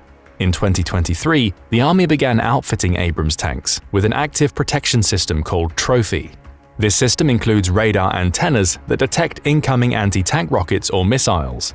Once detected, Trophy launches interceptors. Fielding it has proven to be a challenge, however. The Abrams also has the benefit of protecting its crew by keeping the ammunition magazine separate from their compartment. M250 grenade launchers can fire smoke grenades to conceal the tank from incoming fire, adding another layer of protection. The Abrams' weight has increased over the years. It began with a weight of 60 tons, but the latest version weighs 73.6 tons because of various improvements added to the tank in the form of its depleted uranium armor, 120mm gun, remote-controlled machine guns, and more. The weight has become concerning enough that the Pentagon has started to worry about it. Defense Department officials fear that the increased weight makes the Abrams difficult to transport to the battlefield and recover if it's damaged. The T-14 Armata, meanwhile, should be a significant improvement over Russia's traditional tanks. Unlike them, it has a protective crew capsule that separates the crew from the magazine, limiting the potential for the catastrophic explosions that have been common in Ukraine. The Armata's armor is a composite modular system made of steel, ceramics, and other materials. The forward part of the tank is covered with explosive reactive armor to defend against anti-tank weapons. The tank's rear comes with bar armor to better protect it against low-level anti-tank weapons like RPGs. The Armata also has an active protection system that defends against incoming anti-tank weapons and has smoke grenade launchers. Additional active and passive armor can be attached to the tank. The tank's silhouetted low design also provides an added measure of protection. The tank weighs about 55 tons thanks to its supposedly more efficient armor. Its engineers supposedly relied on active and passive protection systems to save weight. The T-14's main weapon is a 125mm 2A821M smoothbore gun. In addition to the traditional rounds, the T-14 can also supposedly fire reflex anti-tank missiles from its main gun to a range of 3.1 miles. A new weapon, the 3U-BK-21 Sprinter anti-tank missile with a range of 7 miles, was also planned for the Armata, although it had not yet entered service as of 2021.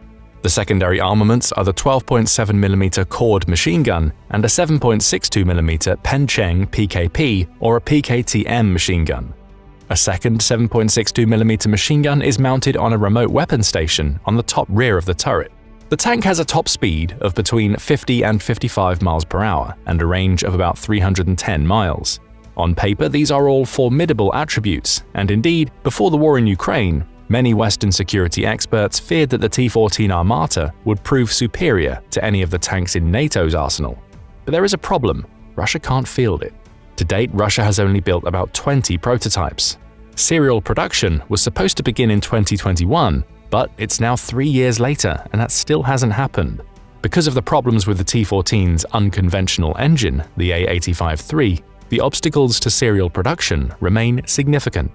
But what would happen if the Armata and the Abrams actually came to blows? The Armata's ability to fire anti-tank missiles make it a formidable threat if the system works as advertised. However, this is where the Abrams' heavy frame can give it an advantage. Although the Armata's armor may have efficiency improvements, there is nothing yet capable of substituting the heavy armor the Abrams carries, which should make it more survivable in a confrontation between the two. On paper, the Armata's features seem more impressive overall, especially with its added range, but until the newest Russian tank can actually arrive on the battlefield and demonstrate its attributes reliably, we will not know the answer. The war in Ukraine has given us reason to doubt Russia's paper claims, and the Kremlin's refusal to deploy the Armata in combat suggests that it isn't as confident about its newest tank as it seemed on the parade grounds. In the skies, Russia's best plane is the 5th-generation Su-57 Felon. This plane was designed to be an answer to the F-22 Raptor. But how does it compare to the Raptor and the other 5th-generation plane in the American Air Fleet, the F-35 Lightning II? The Su-57 Felon is powered by two Saturn AL-41F1 turbofan engines that generate 35,000 pounds of force. It can reach supersonic speeds without relying on its afterburners, can climb at a rate of 64,000 feet per minute, and has a service ceiling of about 66,000 feet. Aviation experts think it has a range of 750 miles. Some of the Su-57's best features are its 7,500 kilogram payload capacity, with 10 internal and 6 external holders for missiles and bombs, and its 3D thrust vectoring engines, which make it formidable in dogfights. There are some other clever features built into the Su-57. One of them is a laser defense turret capable of blinding incoming infrared-guided missiles that makes it particularly effective while defending against short-range munitions like the AIM-9 Sidewinder. The Su-57 does have a major weakness, however: its relative lack of stealth.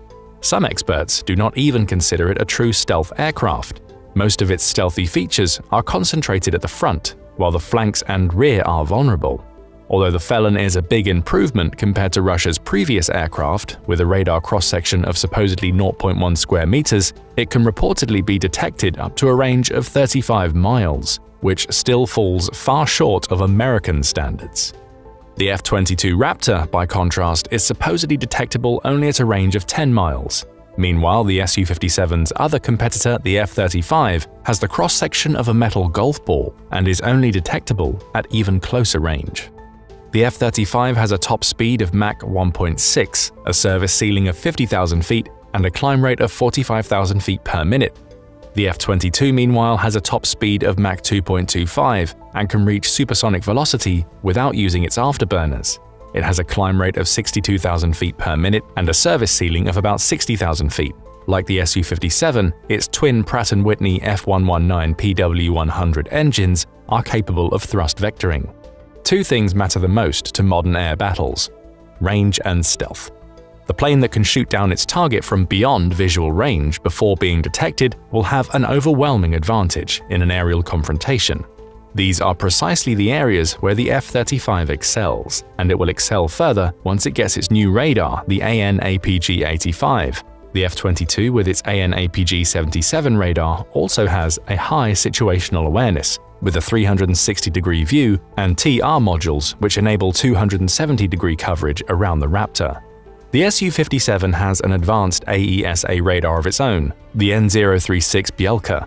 This radar's X and L band capabilities allow for improved situational awareness and electronic warfare measures and countermeasures. The radar can reportedly detect targets of 11 square feet from 250 miles away, and it's spread across the Su-57's body to increase the plane's situational awareness. However, this radar is unlikely to match the F-35's flying supercomputer attributes. The current AN/APG-81 radar on the F-35 likely has at least 50 miles on it, and the new radar will have an even greater range once it's installed.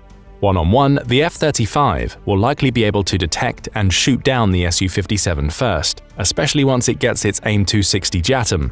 The F-22 will be able to do the same. The F-22 and F-35 working in concert make for an even more formidable pair, as the F-35's sensor fusion abilities make the F-22 better able to complete its missions. The F-22 will be well conditioned to detect and shoot down the Su-57 from long range, especially with the added help. In a dogfight, the Su-57 would have a significant advantage over the F-35 thanks to its superior speed, maneuverability, ceiling, and climbing rate. The F-35 was not a plane built for such close combat. The F-22, on the other hand, was. In a dogfight, much would depend on the training of the two pilots, although in this area the default advantage likely goes to the American pilot. American pilots get over 200 hours of flight time per year, while their Russian counterparts get between 130 and 180. With this in mind, we can look at the design differences between the two planes. Both emphasize maneuverability, but the Su-57 also emphasizes speed. One aviation expert, Piotr Batowski, has claimed that the Russian plane has much more maneuverability at supersonic speeds than any previous fighter.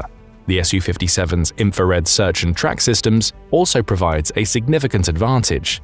The Su-57 can also carry more weapons than the F-22, with 12 hardpoints against the latter's 8. However, the F-22 has a higher turn rate than the Su-57. Although it has 2D rather than 3D thrust vectoring, its nozzles give it the power to turn more narrowly, which is the most important factor in a dogfight. So while the F-22 would prefer to stay at long range and shoot the Su-57 down before the Russian plane can detect it, it can more than hold its own in a dogfight, even though the odds for the Russian plane would be far more even at that range. The battle for supremacy in the skies did not take place solely in that domain, however. Ground-based air defense systems play critical roles. The United States and Russia both have a series of sophisticated air defense systems. Two of the more famous ones are the American Patriot and the Russian S-400. The Patriot had its beginnings in the 1960s and entered service in the early 1980s. It still serves as the US Army's main defense against incoming ballistic missiles, with additional upgrades to its missile and radar systems making it adaptable to a changing battle environment.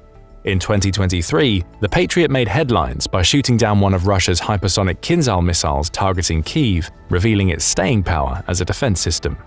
A Patriot battery consists of a command post, 8 launchers and support vehicles. One battery can support up to 16 launchers if need be. To establish a strong defensive network, batteries are located between 18 and 25 miles from each other. 4 missiles are typically carried per container. The current Patriot uses 2 types of missiles, the PAC-2 and the PAC-3. The PAC-2 had its origins in the 1990s and improved on the original PAC-1 missile that had shown a few shortcomings in the Gulf War. The PAC-2 missile follows the Patriot battery's AN/MPQ-53 phased array radar system to carefully track its target. Once guided near the target, the PAC-2 passively tracks it and then detonates. The PAC-2 has a range of about 100 miles and a maximum altitude of 15.5. The PAC-3 is a smaller missile and weighs only 2/3 as much as the PAC-2. Because of its compact size, a single Patriot launcher can carry 16 of them rather than 4. The PAC-3 is not designed to detonate at a distance away from an incoming projectile, but rather impact it directly. The PAC-3 therefore has a set of 180 solid-fueled altitude-controlled monitors in its forward section to give it better maneuverability in flight. It also has a Ka-band radar seeker to guide it toward its target in the final phases. Because of its lighter weight and superior propulsion system, the PAC-3 can defend an area 7 times greater than the PAC-2. The Patriot's radars currently do not have 360-degree coverage, but a new radar in development called the Lower Tier Air and Missile Defense System will give it this upgrade. The new system will be an AESA radar with gallium nitride power amplifiers. Such amplifiers will improve the Patriot's resistance to enemy electronic warfare attacks and provide greater situational awareness. Testing of the system began in May 2022, and the initial delivery of the new radar system was slated for December 2023, but the Army was having some difficulties that made experts doubt whether that date would be met. Contrasting with the Patriot is Russia's S-400 Triumph. The system saw its genesis in the 1990s and became operational in 2007. The S-400 uses 3 different types of missiles. The first is the 48N6, which has a range of about 155 miles and can intercept incoming ballistic missiles at a radius of about 40. The second is the 77N6, which directly impacts its target like the PAC-3. These missiles are specifically designed to destroy the warhead of an incoming ballistic missile. In a nuclear scenario, this would limit radioactive fallout by avoiding a detonation. Finally, there is the 40N6. This is a longer-range missile that can extend outward to about 250 miles, although its deployment status is unclear according to the Center for Strategic and International Studies. There are also doubts as to whether the S-400's radar system is capable of making use of the 40N6's range. The S-400 has been a popular export item. China and India have both purchased it. Turkey has also used the S-400, which has proven to be an item of diplomatic tension between it and some of its NATO allies like the United States. However, the S-400 has not performed as well as the Russians would have hoped for during the war. In September 2023, Ukrainian forces successfully attacked an S-400 system deep into Crimea with a weapon they claimed was a new, completely modern missile of domestic manufacture. The S-400 is also an expensive system, with a price tag of over $600 million per unit. Ukraine's S-360 Neptune subsonic cruise missile, the same arm responsible for destroying the cruiser Moskva and which was suspected of being involved in the attack, is much cheaper. The S-400 in Crimea should have been under the protection of the KBP Tula Pantsir S-12 SA-22 Short-Range Air Defense SHORAD program. The SHORAD system should have been data-linked to the battery's main radar system. Unfortunately for the S-400, it and its Pantsir radar failed to detect the incoming Ukrainian projectile, while the SHORAD system proved unable to shoot it down. Ukraine has had no such problems with its Patriot batteries. Beneath the waves, Russia's latest submarine is the Belgorod, the so-called Doomsday Sub. This is the largest submarine in the world, with a length of 603.6 feet and a width of nearly 60. It displaces 14,700 tons on the surface and 24,000 tons when underwater. It can dive to a depth of over 1,700 feet. Thanks to it being nuclear-powered, it can stay at sea for months. While the Belgorod is a multi-purpose vessel that's supposed to be able to hold midget submarines and other vehicles capable of conducting intelligence and surveillance, although it has shown difficulties doing so, its major function is to serve as the launch platform for the Poseidon nuclear-armed drone torpedo. The Poseidon torpedo's supposed purpose is to detonate in coastal waters and inundate nearby communities with radioactive tsunamis. Unfortunately for the Russian vessel, most of these claims, if not all of them, are hype. While the Poseidon likely poses a dangerous yield between 1 and 2 megatons, which would do significant damage to coastal areas, it would need to get close to concentrate its radioactive material into the target area. This poses a problem because the Poseidon's advertised speed of over 100 knots would make it easy to detect, especially in the shallower waters near coastal areas. The Poseidon torpedo would also produce a significant amount of waste heat because it's not large enough to host mitigation mechanisms if it's nuclear-powered as the Russians claim. Perhaps it should be unsurprising that all tests of the Poseidon torpedo appear to have been unsuccessful. America has a better track record in special-purpose underwater warfare. One of the United States Navy's best submarines is the USS Jimmy Carter, named after the 39th president, who was the only one with submarine service. The submarine is the final vessel in the Seawolf class and entered service in 2005. Unlike the Belgorod, the Jimmy Carter is not a nuclear-armed submarine, but is a conventional attack submarine. It is larger than the other two vessels in its class, with a length of about 453 feet. It can dive to a depth of about 1,600 feet and displaces 12,130 tons while surfaced and 9,137 while submerged. What makes it an interesting comparison with the Belgorod is that it's been modified to carry out special missions.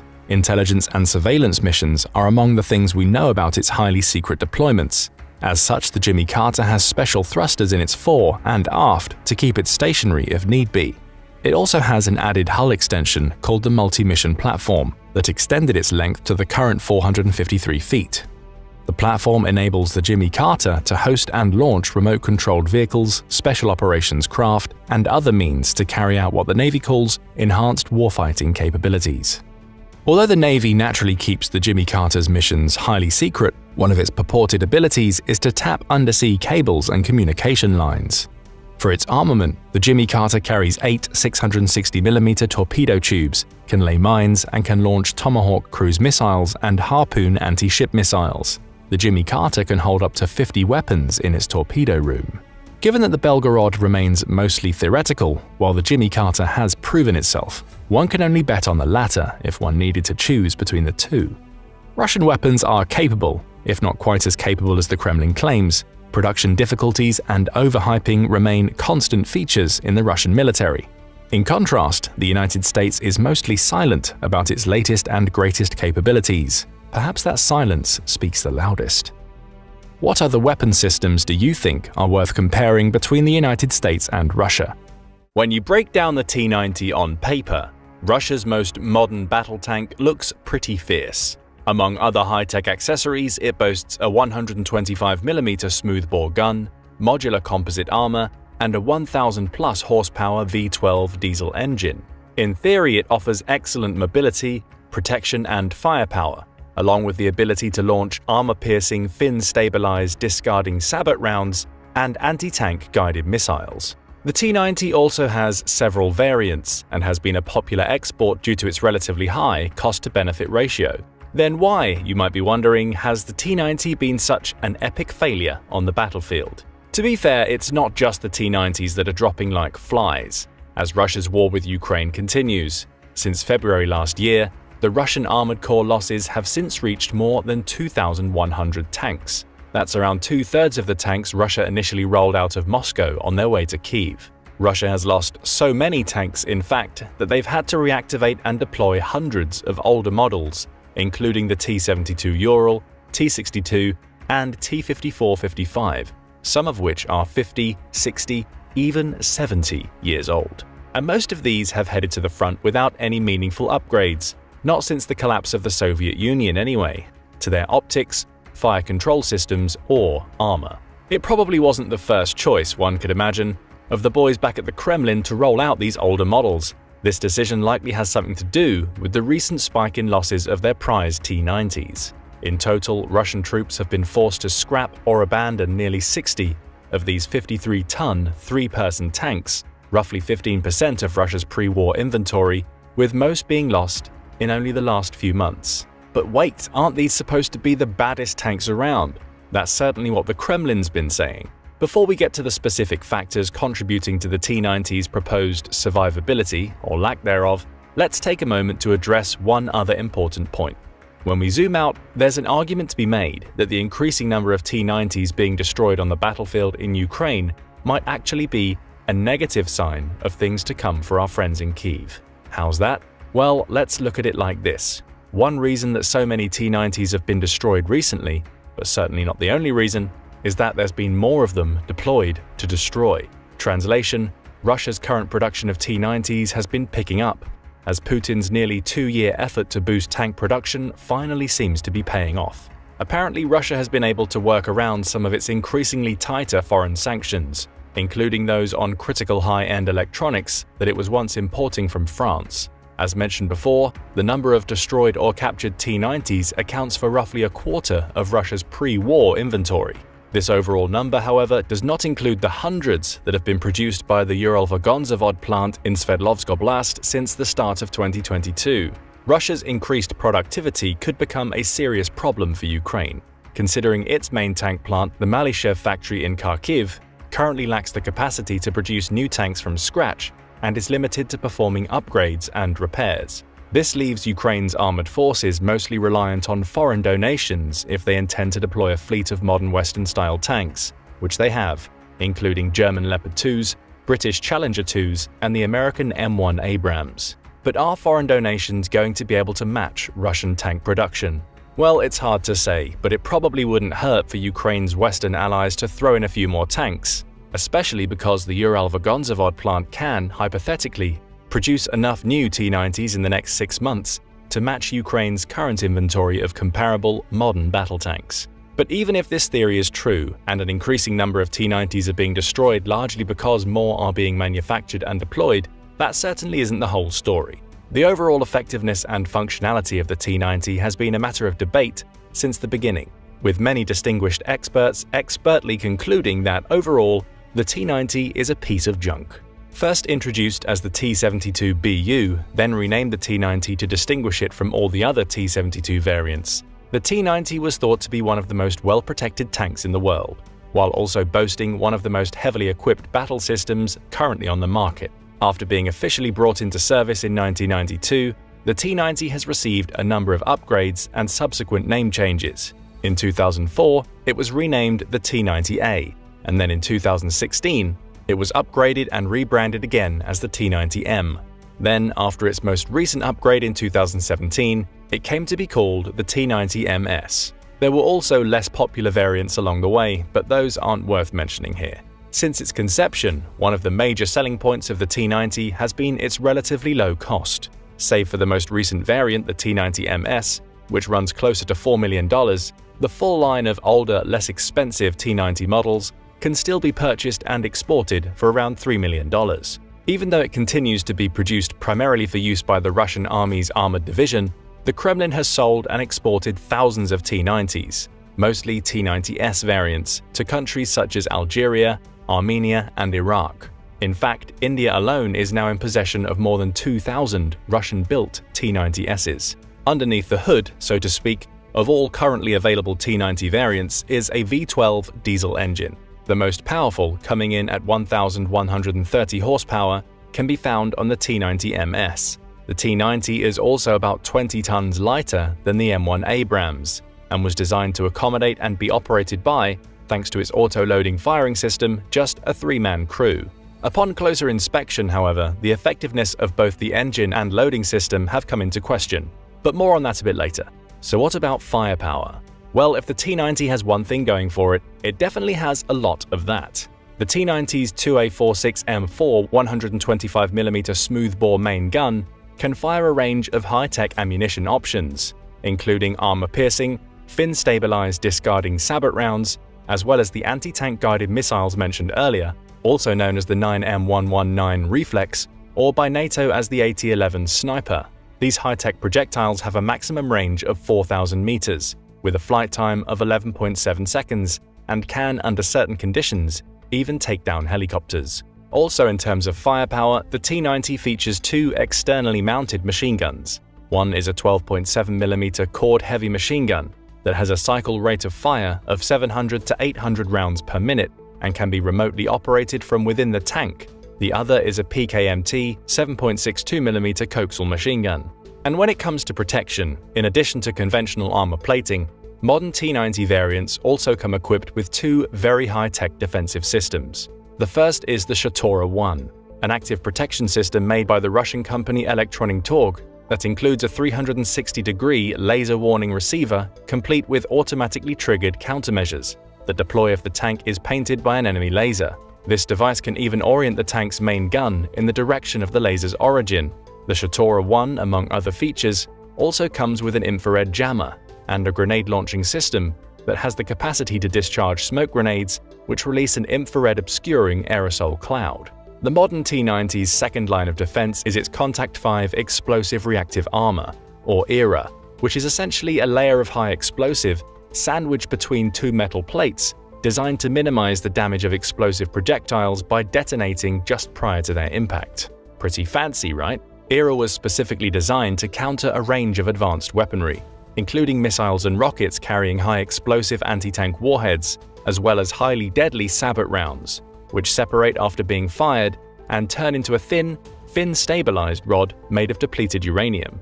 Once a sabot round impacts an enemy tank, the kinetic force it creates while penetrating also creates a steam of molten metal that pours into the cabin with it.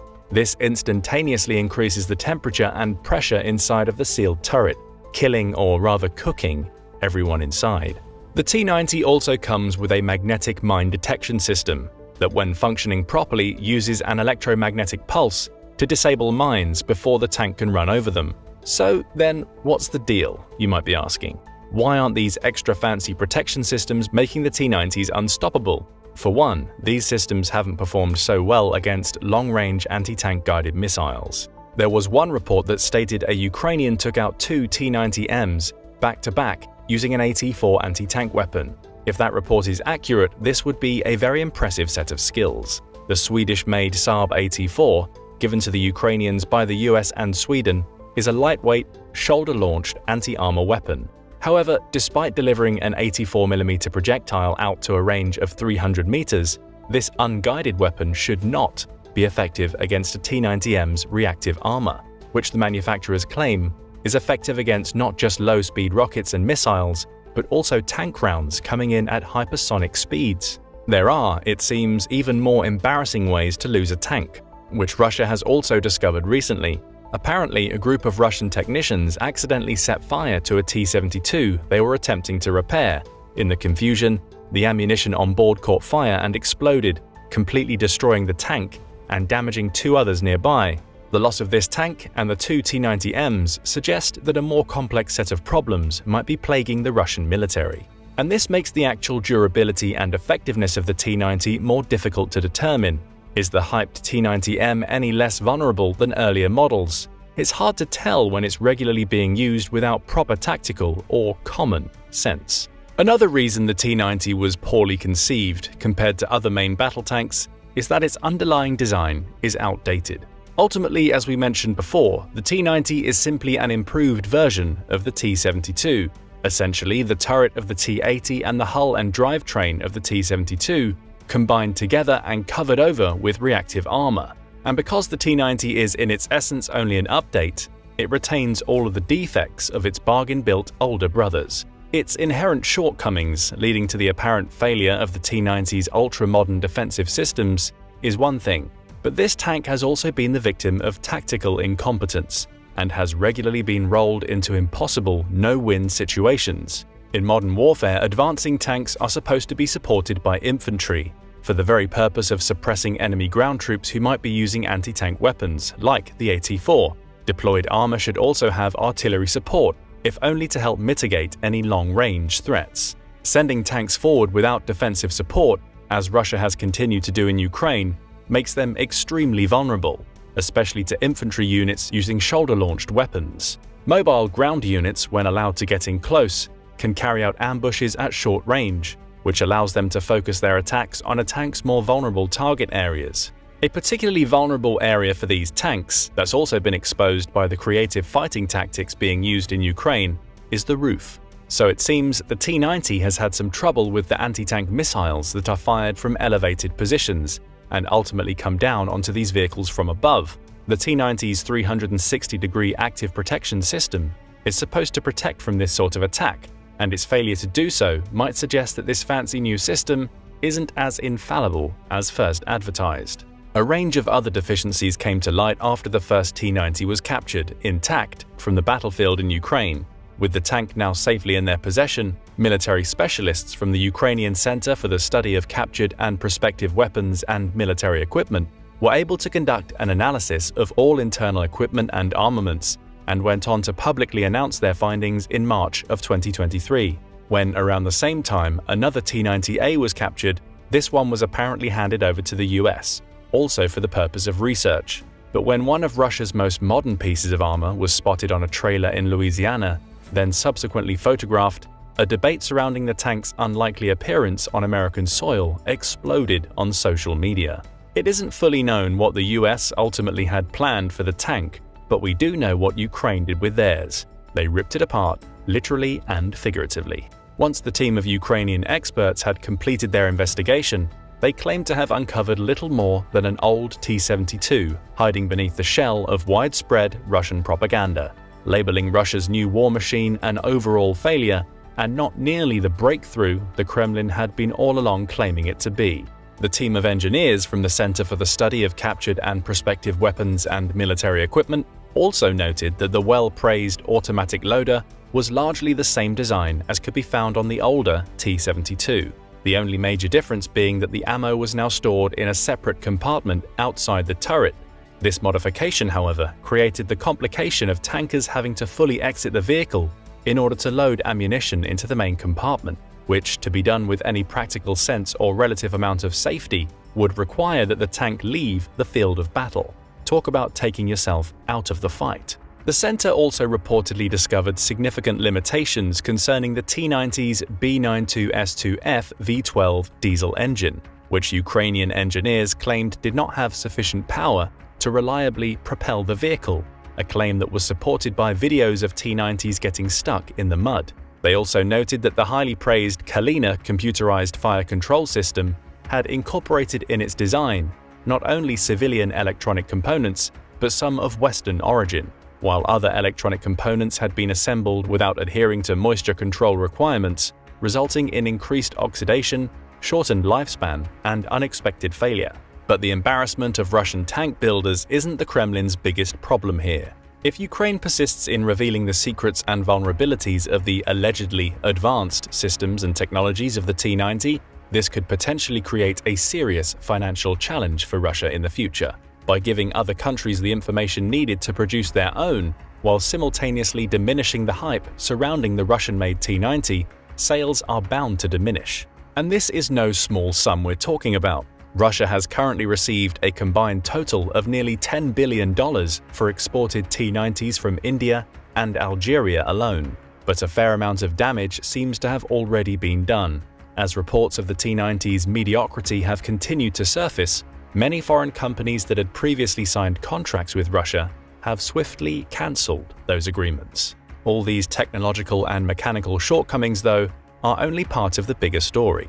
The lack of success the T-90 has had on the battlefield in Ukraine cannot be truly understood without looking at the opposition they've faced. It would be a disservice to Ukraine's ferocious troops to do otherwise. Combined with grit and determination born largely of national pride, Ukrainian forces have also received an impressive amount of anti-tank weaponry from the US, as well as other allies. From the US alone, Ukraine has received more than 10,000 Javelin anti-armor systems, 90,000 other anti-armor systems and munitions, 8,000 tube-launched, optically tracked, wire-guided Tau missiles, 35,000 grenade launchers and small arms, 4 million rounds of small arms ammunition and grenades, and a whole slew of laser-guided rocket systems, rocket launchers, and anti-tank mines. According to Washington's regularly updated list of wartime contributions, which includes 31 Abrams tanks, 45 T-72B tanks,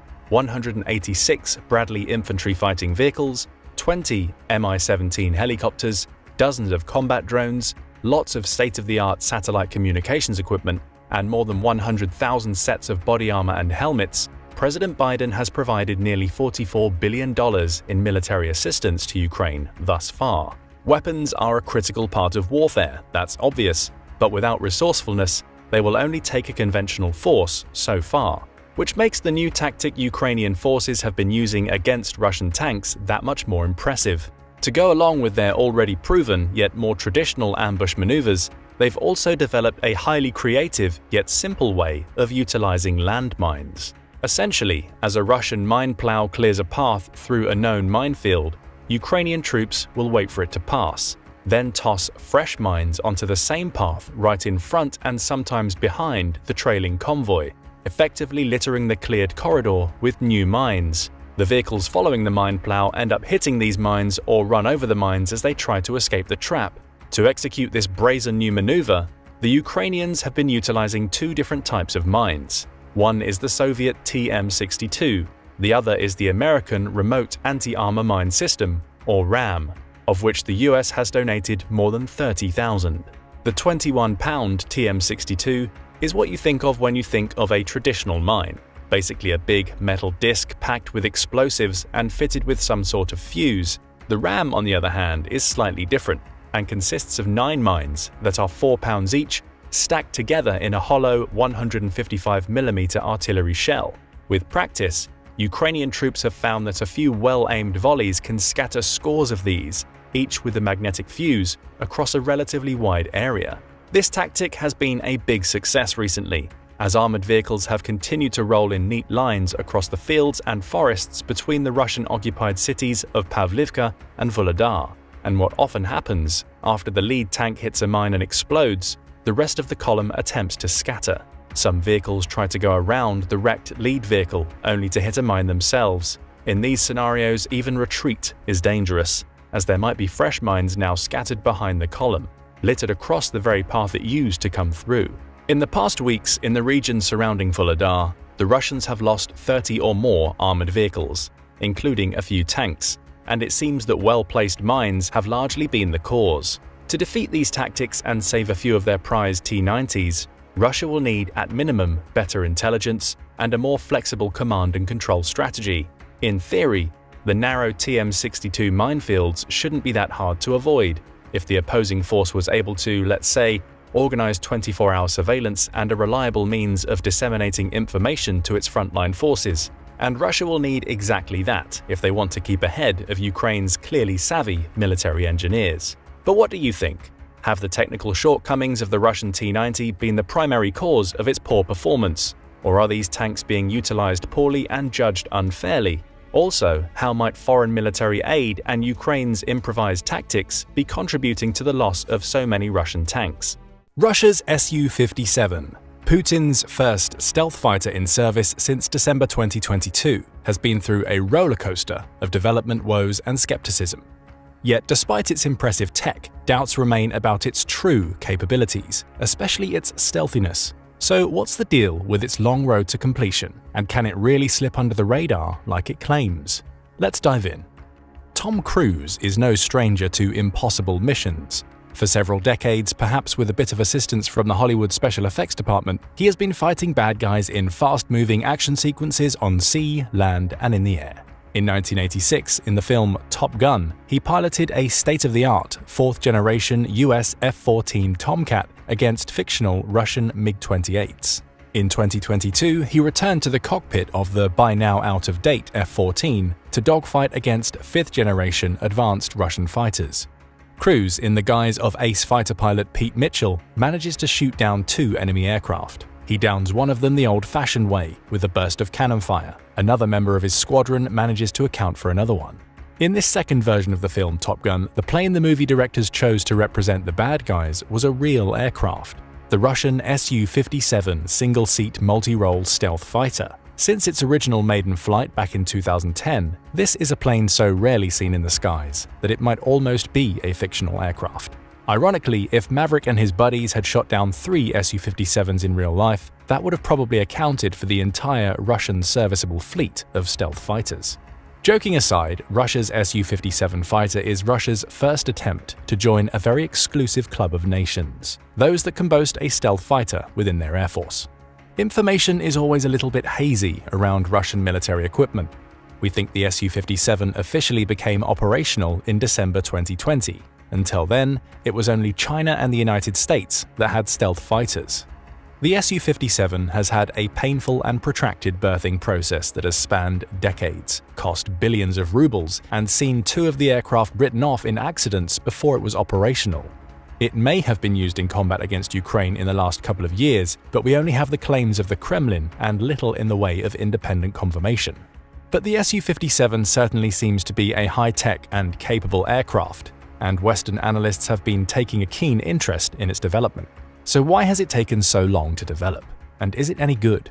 And perhaps more to the point, is it stealthy? Before we get to that, let's start with what seemed to be a promising origin story. Founded by Pavel Sukhoi in 1939, the Sukhoi Design Bureau has developed a long and proud tradition of producing combat aircraft in the service of first the Soviet Union and then Russia.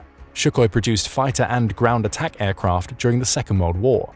From 1945 onwards, the company embraced the new challenges in technologies offered by the arrival of the jet engine, producing fighters, bombers, and reconnaissance aircraft. Sukhoi also branched out into civilian aircraft. In 2006, the Russian government merged several aircraft companies into the United Aircraft Corporation. Sukhoi was part of this merger, alongside Mikoyan, Tupolev, Ilyushin, and several other legendary Russian aircraft designers and manufacturers. And thus the development of the Su-57 began. Here's how it went down. Almost as soon as a new piece of high-technology military equipment comes into service, designers and planners are already looking ahead and thinking about its replacement. In the 1980s, the Soviet Union was looking ahead for the next generation of combat aircraft to provide the fighters of the 1990s and beyond. The concept was to have an aircraft capable of a range of tasks, able to attack targets in the air, on the land, and at sea. Experimental projects were initiated, and some fell by the wayside amid cost increases and program delays. One fighter prototype only took to the air in 2000 and was, at that point, 9 years behind schedule. The Russian Defense Ministry started afresh and in 1999 released a new set of requirements for a fighter aircraft that could, for cost reasons, replace both the MiG-29 and the Su-27, both sizable fleets of aircraft. It was intended that the aircraft should be smaller than its predecessors as well, to fit in with limited budgets. The Sukhoi development team took part in the invitation to submit proposals. It came down to a competition between Sukhoi and MiG. In April 2002, Sukhoi was selected and invited to produce prototypes, with an intended flying trial date somewhere in 2007. At the time, the aircraft design had a prototype name of the T-50. Sukhoi themselves are speculated to have used the American F-22 Raptor as a baseline guide for their design of a stealth fighter. The Sukhoi aspiration was for a family of stealth aircraft to emerge out of the Su-57 design work. Because much of the technology was very new, as the design of the aircraft proceeded, other aircraft were used as testbeds for aspects of the T-50, such as the weapons bays, engines, and flight control systems. Sukhoi made use of their own Su-27 multi-role fighter for this, and even retained some of these innovations on the Su-27 to make an upgraded Su-27. This proved so successful that the Russian Defense Ministry bought this new Su-27 version and renamed it the Su-35. The Su-35 is actually quite similar to the Su-57, apart from the stealth aspect, which the Su-57 reportedly has and the Su-35 does not. The project started to come together. The basic design was approved in 2004, and this triggered the release of more Defense Ministry funding into the project. In August 2007, the Russian Air Force announced the development was complete and that trials would soon be starting. The Soviet Union and Russia have marketed their military hardware all over the world. A fifth-generation stealth fighter aircraft would be no exception. Getting a large overseas order early on would take the financial pressures of the Su-57 project. India had bought much Russian military equipment in the past, and expressed very strong interest in acquiring the Su-57. There was talk of potential sales of 200 or 300 aircraft. A deal was signed between Russia and India in 2010. But this is where cracks literally started to emerge in the program. A dozen flying and non-flying prototypes had been produced. Although flight testing and the maiden flight were due to begin in 2007, the flights were delayed. There were problems with the engines, flying trials were pushed back to 2010, and when they did take place, it soon became apparent that the airframe structure had significant problems. Stress cracks were appearing after only a few flights. The Sukhoi designers scrambled to find solutions and had to implement some major design adjustments in order to reinforce the basic aircraft structure. In June 2014, one of the prototypes caught fire just after landing. Although the pilot escaped unharmed, the aircraft was written off. Some of the parts and components were cannibalized for use with the other prototypes. The original plan had been to start delivering production versions of the Su-57 from 2015. This clearly was not going to happen. The delivery date slipped to 2020. During these unforeseen difficulties, the Russian government began to reassess and reduce its purchasing plans for the aircraft. The Russian Defense Ministry would buy 52 Su-57s by 2020 and then another 150 by 2025. But the program remained troubled, as purchasing plans and delivery dates all fluctuated. After Russia's illegal annexation of Crimea from Ukraine in 2014 and the subsequent low-intensity conflict in eastern Ukraine fought by Russian-backed separatists and covert Russian forces, international sanctions began to impact on Russian finances. The Russian defense industry relied on importing high-tech Western electronics and other equipment. These important components became harder to access on the open market. Sanctions were to become even tougher when Russia launched a full-scale invasion of Ukraine in February 2022. India started to back away from the big purchase order of Su-57s and in 2018 cancelled the deal completely. Large-scale production of what was a very expensive aircraft was now looking very doubtful. But in 2019, Russian President Vladimir Putin jumped in to tip the scales, perhaps even with his eye on a coming war with Ukraine. In May, the Kremlin released a statement that 76 Su-57s would be bought and would be delivered by 2028. But production of the aircraft remained slow. Reportedly, one was made in December 2020, and another 4 had emerged by the middle of 2022. Despite the problems, the aircraft had now flown publicly at airshows, and analysts had been able to take a look. The aircraft was light, maneuverable, and agile. Commentators were impressed. Marketing brochures and Kremlin official statements hyped up the capabilities, not least the fact that it was a stealth aircraft with long-range strike capability. But good intelligence analysts try not to take anything for granted. If it could do everything that the brochure advertised, the Su-57 would represent a very credible opponent for current US and NATO frontline fighter aircraft, such as the Eurofighter Typhoon, the F-22 Raptor, and the F-35 Lightning. But one former US pilot wryly observed, "Is it a current threat? Well, not now, because there is only one of them."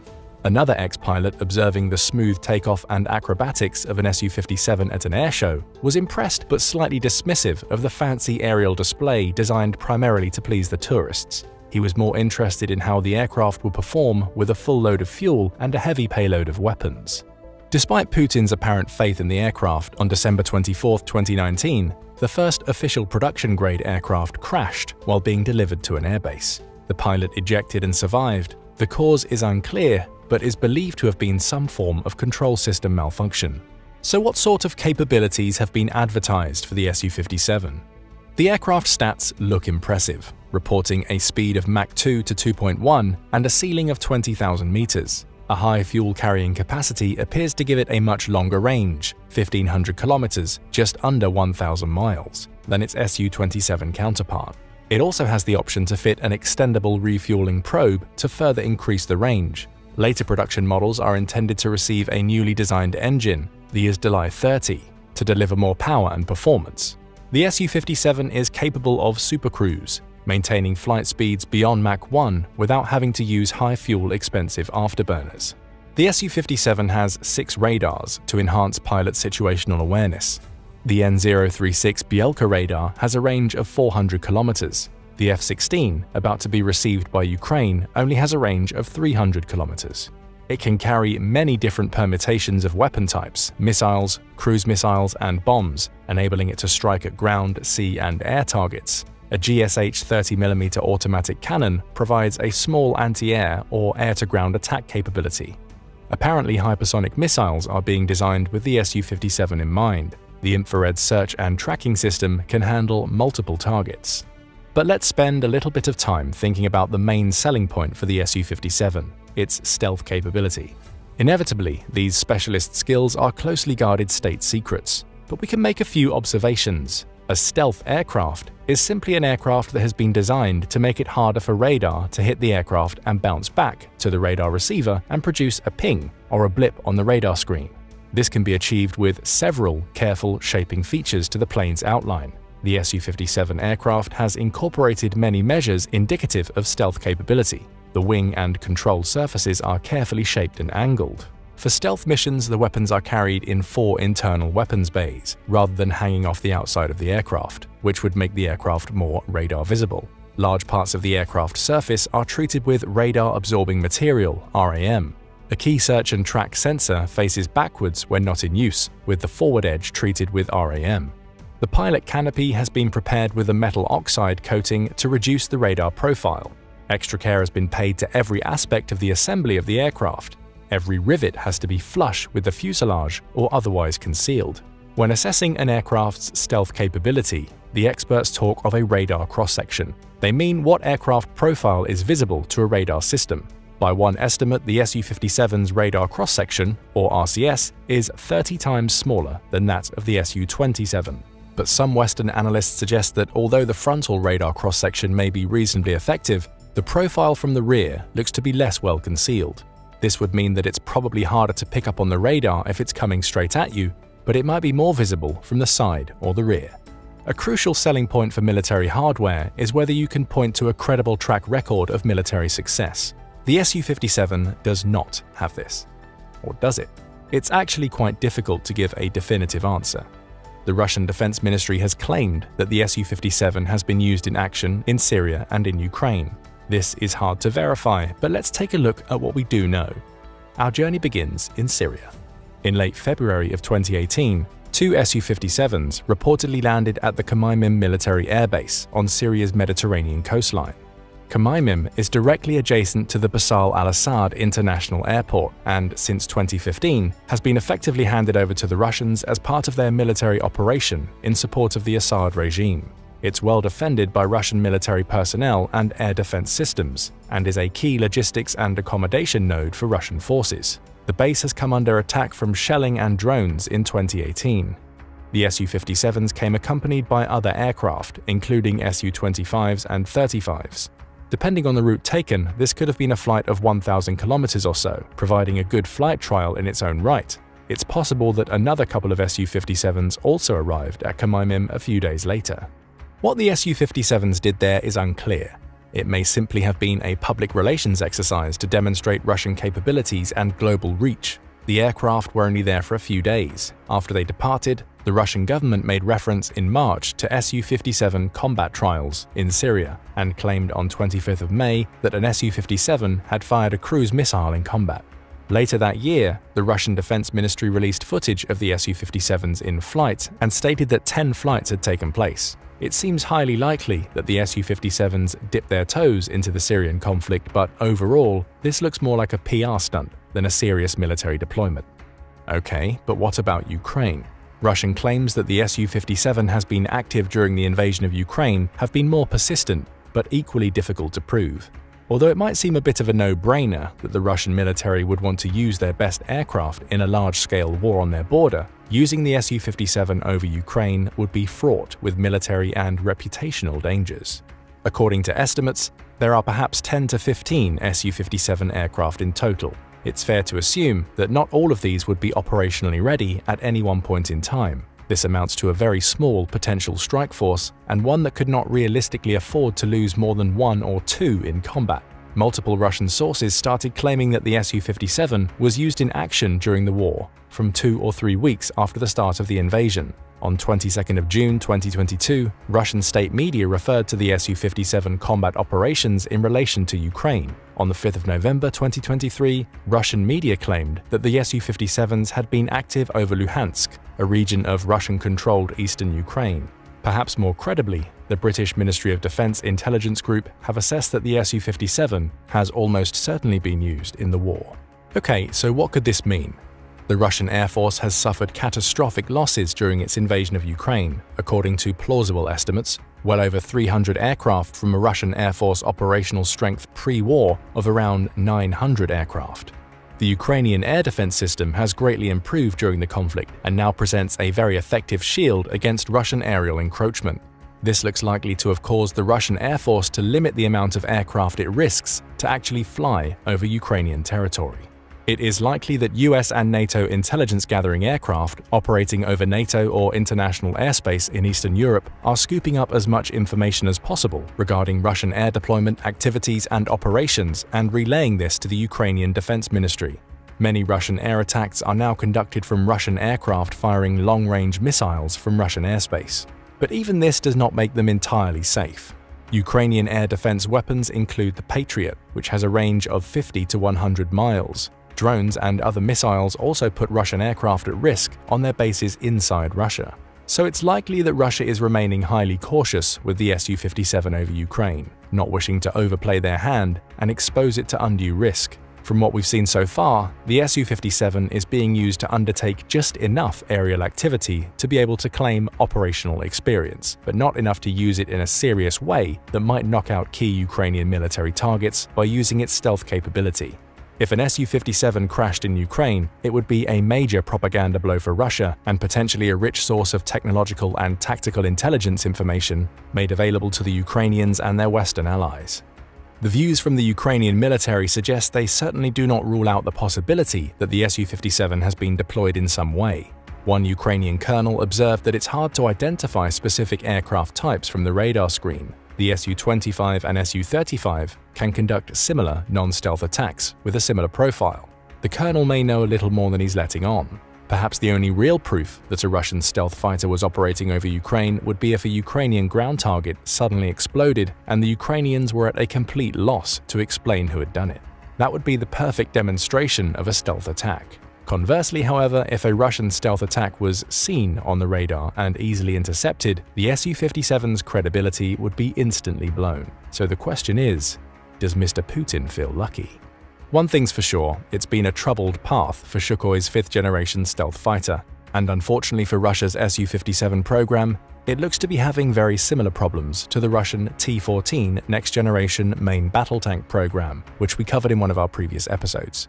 Both projects have struggled with design issues, have little to show for several decades of effort, and are now struggling with funding, technology, and a lack of crucial overseas sales.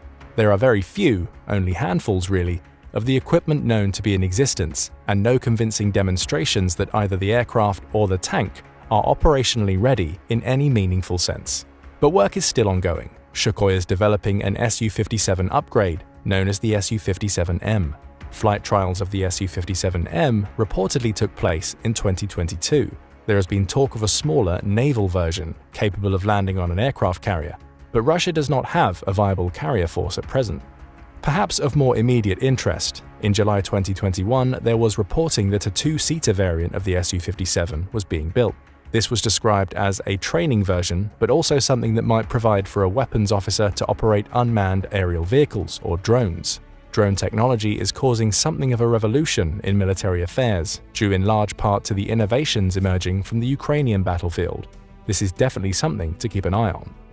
There is little concrete evidence that the international arms community have been wowed by the arrival of the Su-57. Although international sanctions are unlikely to shut down the Su-57 program, lack of critical technology, funds, and buyers will likely continue to restrict the forward progress of the Su-57 project. Potential sales opportunities still look limited. Brazil dropped out in 2013, preferring to buy the Swedish Gripen and build it in Brazilian factories. India cancelled its deal with Russia over 5 years ago and is looking to build its own homegrown stealth fighter. Turkey was briefly interested. In 2019, an Su-57 turned up at a Turkish technology display in Istanbul, but announced in early 2020 that it too was now planning to build a homegrown stealth fighter. Algeria may receive some in a few years' time, and Iraq has expressed interest, but they will probably be watching Ukraine closely for evidence of the much-promoted stealth capability. But not all technological innovations leap straight from the drawing board and into a fully functioning and successful piece of equipment. We suggest that it would be too simplistic to write off the Su-57. It is a light, powerful, and agile aircraft with significant capabilities beyond other current Russian combat aircraft. And some of the new design and technological features that emerged from Sukhoi's extensive development efforts seem to have cascaded down to the benefit of other Russian fighter systems. So perhaps we need to wait and see what happens later this year. F-16 fighters have been offered to the Ukrainian Air Force by Denmark and Norway. These will replace the aging Ukrainian MiG-29 and Su-27 fighters. Ukrainian pilots are already being trained on F-16s, and we may well see them take to the skies over Ukraine even as soon as this summer. But what do you think? Is it possible the Russian Air Force is holding back its small Su-57 fleet in anticipation of a conflict with American aircraft technology? This would suddenly take us beyond a Hollywood movie and into a real contest between American 4th-generation aircraft and Russian 5th generation. Is this likely to happen? The S-400 air defense system has become a hot commodity on the global stage, hailed as the crown jewel of military hardware. From Algeria's acquisition in 2021 to Belarus beefing up its arsenal in 2022 to counter NATO, and even China securing units to guard the contentious Senkaku Islands and Taiwan from 2018, the S-400's client list reads like a who's who of global powers. India joined the club with a whopping $5.3 billion deal in 2018, undeterred by political sanctions from its ally, the United States. Meanwhile, Turkey, a NATO member, faced real sanctions, trading access to the F-35 program for the Russian defense system. The widespread adoption and the risks nations are willing to take to possess the S-400 beg the question, is it really the ultimate shield it's cracked up to be? Can it truly outsmart fifth-generation stealth fighters? In this video, we're diving deep into the world of the S-400, examining its strengths, shortcomings, and debunking myths. We'll also talk about why its Nebo-M radar system sucks, and how its lack of interceptors make it vulnerable compared to other air defense systems out there. And we also look into questions like, can Putin's prized air defense system pinpoint and neutralize US fighters before they deploy their arsenal or coordinate a strike from afar? Let's see what our military experts have to say. But first, it's origin story time. Russia's S-400 Triumph is an evolution of the Cold War-era S-300 air defense system. It's a mobile system capable of shooting down aircraft, drones, and cruise missiles. It also has a terminal ballistic missile defense capability. According to the Center for Strategic and International Studies, the S-400 has the mission equivalent to the United States' Patriot missile defense system. Born amidst the post-Soviet turmoil of the early 90s, the S-400, a successor to the formidable S-300, emerged not as a reinvention, but as an evolution. With 70 to 80% of its technology rooted in its predecessor, how did Russia enhance this system to meet the modern battlefield's demands? The leap from S-300 to S-400 brought significant advancements, upgraded radars, new missiles extending its reach, and fortified defenses against electronic attacks. But with these improvements, just how much more effective did the S-400 become? Introduced in 2007, boasting a range of up to 400 kilometers and the capability to engage 80 targets at once, the S-400 represents a leap in defensive technology. Each battalion's 8 launchers, equipped to fire 4 missiles each, stand ready to challenge the skies. But that's not all. The S-400's primary weapon system is the 48N6 missile series, which has a 250-kilometer range and can intercept incoming ballistic missiles across a radius of 60 kilometers. Reportedly, these missiles are capable of intercepting hypersonic projectiles up to a speed of Mach 8, flying at the edge of its range. Intercepts of targets flying at speeds over Mach 14 have also been reported. 2 additional missiles are supposedly under development for the S-400 launcher. The first is the 77N6. Unlike the other 2, this missile uses hit-to-kill technology equivalent to the Patriot's PAC-3. Such technology provides a particular advantage in a nuclear missile defense role, as the lack of a detonation would limit radioactive fallout. The 77N6 was in testing as of July 2021 and was supposed to enter service in 2022. The same missile was also meant to be available for Russia's newer S-500 system. However, both this missile and the S-500 appear to be behind schedule, perhaps unsurprisingly.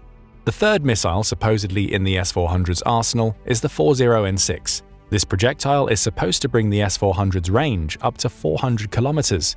In July 2023, it reportedly completed new tests. In November, the Russian Ministry of Defense announced that it would be producing at least 1,000 of these missiles in 3 years, though sanctions make this production rate questionable. The experts at CSIS are also skeptical that the S-400's radar capacity will allow the 40N6 to operate at its purported range. The S-400 is one of the key pieces of military infrastructure for the heavily fortified Russian enclave of Kaliningrad on the Baltic coastline. In addition to territorial defense, the Russian strategy for its deployment there has been to use it as an anti-access area denial system to disrupt the movement of NATO forces should a confrontation arise. The S-400 also saw service with Russian troops deployed in Syria, and it's a key aspect of Russia's strategy to defend Crimea. On February 25, 2022, the day after the invasion, the S-400 got its first confirmed combat kill when it shot down a Ukrainian Su-27 fighter jet operating around the country's capital of Kyiv. The kill of the plane, piloted by Colonel Alexander Oksenchenko, who was well known on the airshow circuit, was reportedly the longest-range downing of an aircraft on record. The S-400 continued to prove its worth in early March 2022, when it shot down 4 more Ukrainian Su-27s on the 5th of that month. Aside from its purported long-range and high-altitude defense, the S-400 is also capable of being used in offensive roles. In January 2023, Russia used the air defense system as part of a missile attack on Kyiv, with the staging point being Bryansk Oblast within Russian territory. Debris recovered after the attack by Ukrainian forces confirmed that the missile in question came from the S-400. So in the S-400, Russia has a formidable defensive and potentially offensive system, but just how good is it, really? Unfortunately for the S-400, the results in real-world, non-biased tests seem to indicate that it doesn't quite live up to the hype the Russians have built for it. At this point, we're not exactly surprised. Given Putin's track record of overhyping his weapons' capabilities in the past, perhaps skepticism was warranted all along. So what exactly falls short in the S-400's capabilities? Perhaps the best example came from the Turks. In December 2021, only a few years after it purchased the S-400 in the face of American sanctions, Ankara announced it would be going full throttle in developing a domestic air defense system to replace the Russian import. This is because Turkey actually accused Russia of fraud in the advertising of its S-400. These accusations came through the results of a series of tests in early 2020, where the S-400 was put up against drones and F-16 fighter jets. The Turks found that although their S-400 systems could indeed track targets up to 400 kilometers away, the said targets needed to be at an altitude of at least 20 kilometers for the air defense to work at the range it was advertised for. If the target drops below 5 kilometers, the efficiency drops enough to allow enemies to attack the S-400's position. The detection efficiency at such low altitudes, the Turks claim, drops between 30 and 40%. When the target drops to an altitude of 1 kilometer, the S-400's effective detection range goes down to a distance between 70 to 180 kilometers, depending on the terrain. Below 1 kilometer, the range drops enormously to only a few kilometers.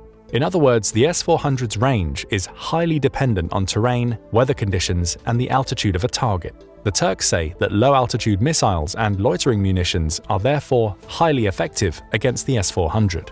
This sounds pleasing to the ears, but there is a problem with the assessment, and we will look into that in a bit. Right now, let's take a look at the S-400's supposedly greatest aspect and a key part of its hype for export, the inclusion of the Nebo-M radar system. Is it all it's cracked up to be? Here's how it works. This radar uses a pair of low-frequency arrays in the VHF and L bands. Supposedly, such low-frequency radar bands enhance the S-400's ability to detect stealth aircraft like the F-22 and F-35. These planes are specifically designed to be less detectable to high-frequency radar bands because these are the bands which enable missiles to hit their targets. In contrast, lower-frequency radar bands such as the VHF and L bands are better able to detect stealth aircraft from a long distance, and they are not designed to be stealthy against these frequencies in the same way. At first glance, the S-400 system is well equipped to handle this mission. A 2014 study done by Konstantinos Zakidis of the Hellenic Air Force seemed to reveal that the Nebo-M radar was capable of detecting the F-117 Nighthawk 250 kilometers away and could still detect it at a range of 72 kilometers even when under attack from enemy electronic warfare efforts such as jamming. This seemed to suggest that the S-400 would indeed be effective against stealth aircraft and capable of shooting them down. However, there are several problems with this item of hype. First, the F-117 was retired from active service in the late 2000s, so it was a poor choice to use as an example. Second, the F-22 and F-35 are far less detectable than the F-117, with radar cross-sections between 2 and 30 times smaller. Most importantly, being able to detect a stealth aircraft is not the same thing as being able to shoot it down. Detection with a low-band radar in the VHF and L bands will not by itself allow the S-400 to shoot down an incoming F-22 or F-35 because this is not sufficient for it to get a lock with one of its missiles. Only detection at higher frequencies can successfully guide a missile home. To get around this problem, the two low-frequency bands are designed to share their data with the third band in the S-400, the high-frequency Gamma S1 array, which broadcasts in the X and S bands. These can guide a missile to its target. In essence, the two low-frequency bands first track the incoming fighter, and then the high-frequency array is capable of using that data to shoot it down. Or so the Russians say. In a contest between the S-400 and America's stealth aircraft, the outcome comes down to a simple question. Will the Russian air defense system be able to detect and shoot down the fighters before they can use their own weapons or call in a strike from somewhere else? Because of their smaller radar cross-sections, the F-22 and F-35 will be able to evade detection from the S-400 at much shorter ranges than the F-117. If the F-35's cross-section is, as reported, about the size of a golf ball, the Lightning II would only be detectable up to a range of about 20 miles, and that's at a low frequency. The USAF brass has admitted that the F-35 is stealthier than the F-22, but the Raptor would have a more or less similar level of protection. These two fighters would therefore almost certainly be in a position to destroy the S-400 with a long-range air-to-surface missile before they can be detected, much less threatened with a surface-to-air missile like the 4A-10-6. For these reasons, shooting down the fifth-generation fighters is a much taller task for the S-400 to overcome than being able to casually shoot down the fourth-generation fighters that it did in the early days of the war in Ukraine. The problem becomes more pronounced when considering that the F-22 and F-35 have electronic warfare measures. Unlike the Su-27s it had demonstrated success against in February and March 2022, America's planes would be jamming the S-400. Ukraine's planes couldn't do this. But the S-400 has another problem that makes it less effective than it's hyped to be. At best, a full battalion would be able to launch 32 missiles in the sky. All air defense systems will be overwhelmed if the volume of incoming fire exceeds the system's capacity to respond. This is how Hamas overwhelmed Israel's vaunted Iron Dome in its October 2023 terrorist attack. The thousands of rockets that it launched into Israel, low-tech as they were simply too much for Iron Dome to overcome in such a short time. A typical Iron Dome battery consists of 3 or 4 launchers with a capacity of 20 missiles per launcher, making for a total between 60 and 80 missiles in the system. Its high capacity is one of the reasons it's proven so effective in countering projectiles that threaten Israeli population centers.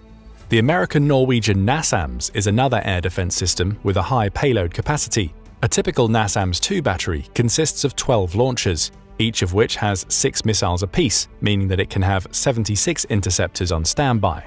A Patriot battery, meanwhile, hosts 6 to 8 launching stations. Each launcher can carry 4 PAC-2 missiles or 16 PAC-3 missiles. As such, a typical Patriot battery has between 24 and 128 missiles, depending on how many launchers there are in the battery and whether the PAC-2 or the PAC-3 is the intended missile. So we see that the S-400 is lacking in interceptors compared to other air defense systems out there, including the Patriot, its closest American equivalent. The best way to overwhelm it would therefore be to launch a series of low-altitude cruise missiles or drones. We don't need to look at the Turks' test in 2020 to bear this conclusion out. In April 2017, the United States launched a series of cruise missile strikes against targets in Syria in response to the Bashar al-Assad regime's use of chemical weapons in that country's civil war. The American cruise missiles specifically targeted the Shirat Air Base near the city of Homs. There were S-400 systems in the area to defend the base. However, they failed to intercept the incoming American projectiles at a distance of 175 kilometers, far less than the purported 400-kilometer range that it has, and even less than the 4A-10-6's effective range of 250 kilometers. Not a single American cruise missile was shot down in that operation. A year later, the United States again launched a cruise missile attack against targets in Syria with a similar level of success. The S-400 may also be vulnerable to much lower levels of technology than that seen in the United States' fifth-generation fighters. Recall that the S-400 bases at least 70% of its technology on the older S-300. The supposedly advanced Nebo-M radar system is the same as that used on the S-300, and the older air defense array has proven vulnerable against strikes from cruise missiles and drones like the Turkish Bayraktar TB2. In both Syria and the war between Armenia and Azerbaijan in 2020, the S-300 and its Nebo-M radar proved less effective against both of these arms. However, in an actual conflict between the United States and Russia, things would not be this simple.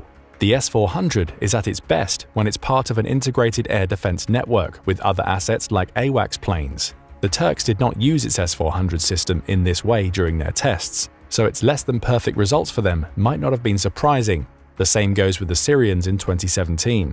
The presence of these planes will increase the efficiency of the S-400 significantly. All the same, Ukraine has proven quite good at detecting and shooting these planes down in early 2024.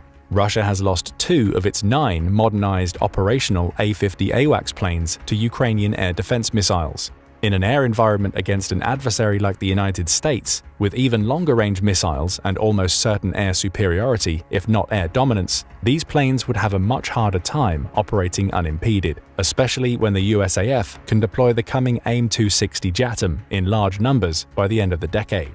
Russia would need to hide its A-50s at greater distances and behind fighters and air defense systems to defend them, making them less effective. In Ukraine, the S-300F air defense system proved incapable of stopping the cruiser Moskva, the flagship of the Russian Black Sea Fleet, from being sunk through a combination of drones to provide distraction and subsonic Neptune cruise missiles to deliver the killing blows. The poor weather that day again seemed to suggest that the S-300 and its successor, the S-400, had comparatively poor performance against targets flying at low altitudes, especially in less than optimal environmental conditions.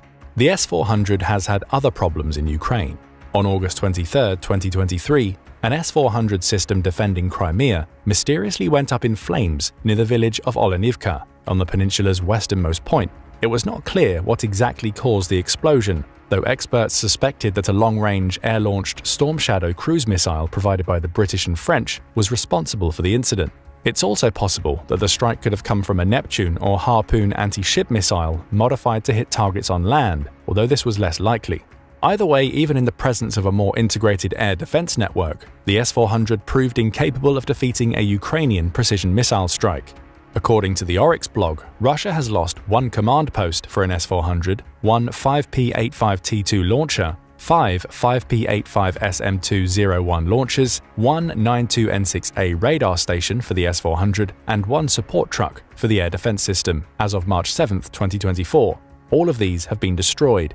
The destruction of the support truck in January 2024 seemed to confirm that Russia had deployed its S-400 system on internationally recognized Ukrainian territory for forward combat operations. Previously, the Russian armed forces had been known only to deploy the S-400 in Crimea within Russian territory and within the borders of Belarus to create a north-south area of coverage over the entire front in Ukraine. Despite its hype as a stealth-killing system, the S-400 likely isn't going to be taking out F-22s and F-35s anytime soon, even if it can detect their presence with its low-frequency radar. The United States' coming 6th-generation fighters, the Air Force's NGAD and Navy's F/A-XX, will almost certainly be even less observable than the 5th-generation fighters, making the S-400's task of defending the skies over Russian positions that much more difficult. The F-35's situational awareness adds another wrinkle to the S-400's prospects in a conflict, as its flying supercomputer attributes enable it to link with other assets in all branches of the United States Armed Forces to create what the brass at the Pentagon calls a kill web. This will be especially pronounced when the F-35 gets its Block 4 upgrades. So, for example, the F-35 might be able to spot an S-400 air defense system, and then, instead of attacking it itself and making it more vulnerable to being counterattacked, it can instead relay the data to a ship offshore that can then in turn send a barrage of cruise missiles against the Russian target, or command drones to attack it in order to cut down on costs. The coming 6th-generation fighters in America's air fleet will improve upon these abilities. All of this is not to say that Russia's S-400 is a poor-quality system, but rather that the claims that it can destroy stealth aircraft just because its low-frequency radar might be able to detect them likely would not stand up to scrutiny in a real-world confrontation. Its comparatively low amount of available ammunition per battery would also be a problem in a full confrontation with the United States and NATO. The S-400 remains capable, but like usual, just not as capable as Russia claims. What do you think about Russia's S-400? Was it worth it for Turkey to acquire in the face of American sanctions? Russia is preparing to use nuclear weapons if America gives Ukraine the green light to use its most devastating weapons deep inside Russian territory. Or at least that's what Russia wants you to believe. With Ukraine liberating a lot of Russia's Kursk Oblast from Russia and the battle in the east of Ukraine heating up, Kyiv has begun to request free use of America's most powerful weapons inside Russia itself. And Russia is terrified of this happening.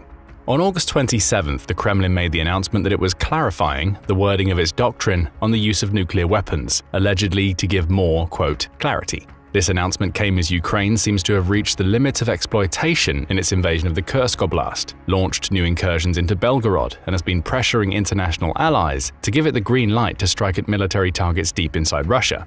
While Putin was more than happy to allow Ukraine to kill Russian conscripts en masse and seize territory inhabited by mostly lower-class Russians, it's the thought of American weapons striking deep into Russia that spurred him into action. The specific weapons in mind are ATACMS and other Western-supplied missiles such as Storm Shadow and potentially an unannounced American long-range strike missile. For 2 years, Kyiv lobbied for these critical weapons in order to defend itself from Russian aggression, and it only started receiving them in April. These proved highly effective against Russian formations and facilities inside of Ukraine. ATACMS famously made its debut by destroying a large number of Russian attack helicopters in one strike, driving the Ka-52 attack helicopter further down the endangered species list. But Ukraine has had one major problem, which Russia has happily exploited. The Ukrainian military is fighting with one arm tied behind its back. Unable to strike across its border into Russia with Western weapons, time and again Russia has exploited the West's fear of escalation to stage troops and equipment from the safety of its border regions with Ukraine. Combat aircraft frequently launched sorties from right outside Ukrainian territory, and supply convoys were free to gather before crossing the border and dispersing. Ukraine needed to break Russia's ability to exploit the border as it pleased, and it took a near catastrophe to gain permission to start doing that. In May, Russia launched its predicted summer offensive, with a massive troop concentration of between 30,000 to 50,000 personnel ready to assault the city of Kharkiv. They made easy initial gains, with Ukraine putting up little resistance near the border regions. The city was in serious danger of falling, a crippling tactical and morale loss which might have swung the tide of the war irrevocably in Russia's favor. The key to stopping the assault was striking Russians in their staging areas, right across the border, where men, equipment and supplies were being gathered with no fear of retaliation, Russia counting on Western self-deterrence to protect them.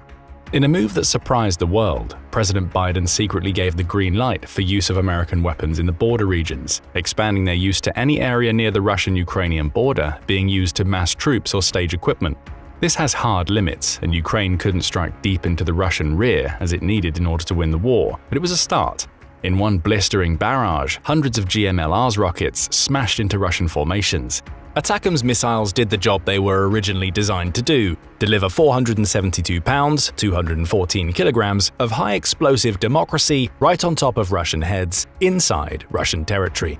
Total casualties remain a tightly guarded secret, but what is known is the Kharkiv assault faltered due to the lifting of firing restrictions across the Russian border. Later, when Ukraine launched a special military operation into Kursk, this army grouping was originally believed to be the force Russia would use to counter the Ukrainian invasion. The fact that it didn't strongly signals that casualties from the fighting on the border were extensive. It's becoming increasingly clear that among the many objectives of the Kursk invasion, chief amongst them was to break the taboo of Russian nuclear threats. Since the beginning of this conflict, Vladimir Putin has been threatening the use of nuclear weapons as a way to deter the West from providing support to Kyiv, and it's worked wondrously.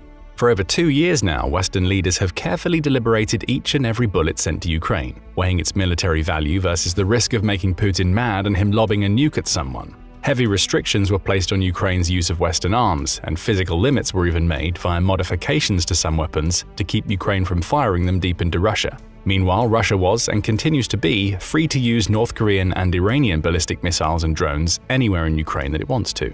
The irony of Russia being able to strike anywhere it wants with its allies' weapons, but Ukraine not being able to do the same with its allies' weapons, isn't lost on an increasingly embittered President Zelensky. Yet Western media faithfully amplified the Kremlin's nuclear threats at each and every opportunity, doing the job of deterrence for them.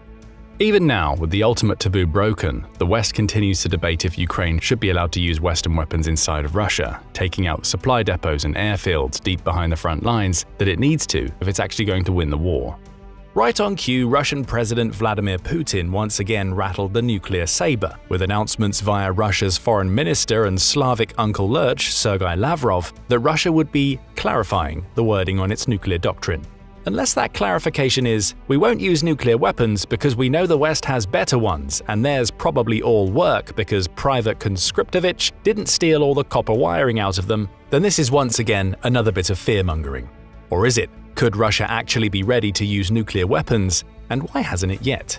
Even before the war in Ukraine, Russian nuclear doctrine was clear. It would use nuclear weapons in defense of the homeland, or if the existence of the Russian state itself was at risk.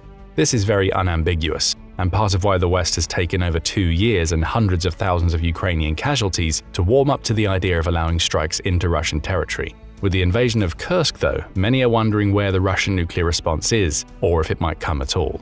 After the stunning success of the fall 2022 counterattack by Ukrainian forces, many feared that Putin was being driven to the use of nuclear weapons out of desperation and to avoid embarrassment. The 3-day special military operation was over 6 months old at this point, and Russian casualties were extreme. The massive convoy to Kyiv had been a military embarrassment the likes of which history books haven't seen since possibly the Second World War, and to add to the sting, the introduction of just 24 American HIMARS to the war resulted in disproportionate losses on the Russian side. Poor training and even worse doctrine has led the Russians to centralize their supplies, making them easy targets for Ukrainian HIMARS strikes all across the front and creating one hell of a fireworks display. Command posts were likewise poorly disguised and created close to the front lines until dozens of senior Russian officers were permanently retired during GMLR's bombardments. As France's President Emmanuel Macron had famously said, Putin must not be humiliated, but humiliated he had been.